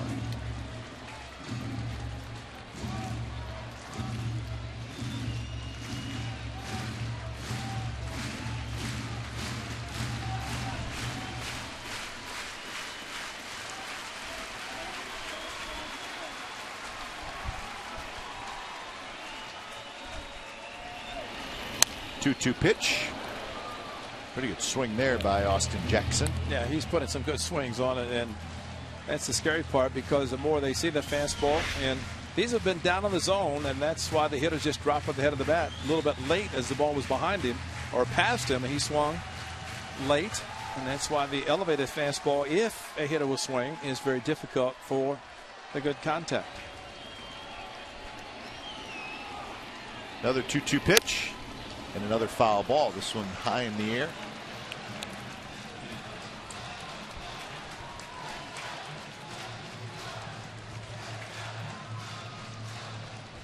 And he's with 3 runs in the top of the 8th inning to break a 1-1 tie. Tigers trying to make it interesting here in the bottom of the 9th.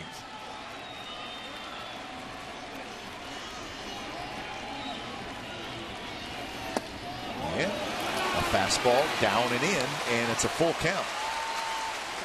Fastball that cut a little bit, but it was a fastball. Castellanos at third. Avila at first. Not a lot of speed with Alex Avila at first base.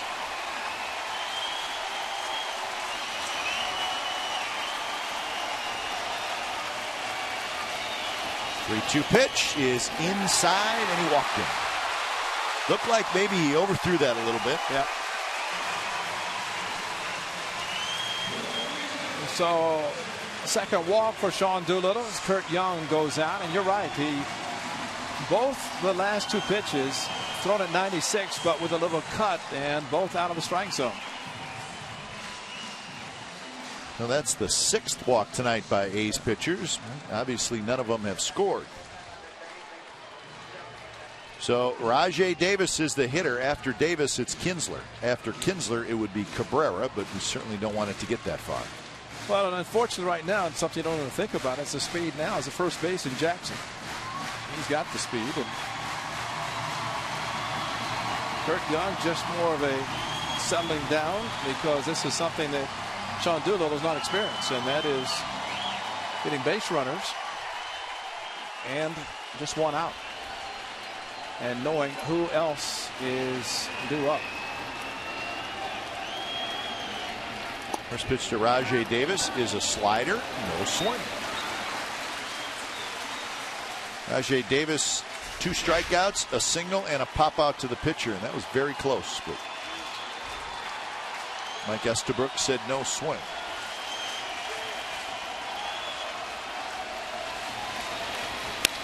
That one hit to left.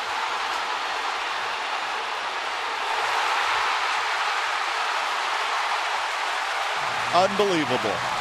Hanging slider.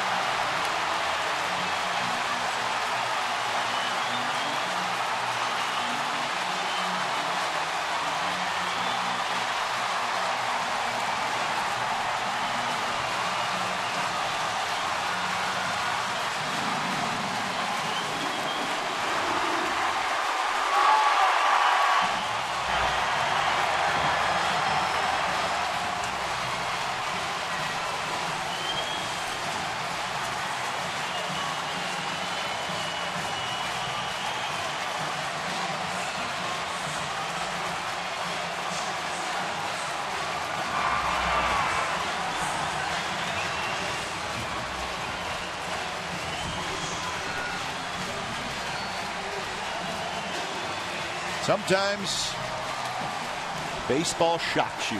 That's a shocker. Well, and the shocker is the fact that it was a secondary pitch, his slider. It was not the fastball. He missed the slider first pitch, wanted to come back with another one, and when he did it, it was not as sharp as he wanted it, left it up, and Rajai Davis hit it. And you're going to see it again, something you're not wanting to see, don't expect to see, but that's a hanging slider. That is exactly what hitters are supposed to do to a slider.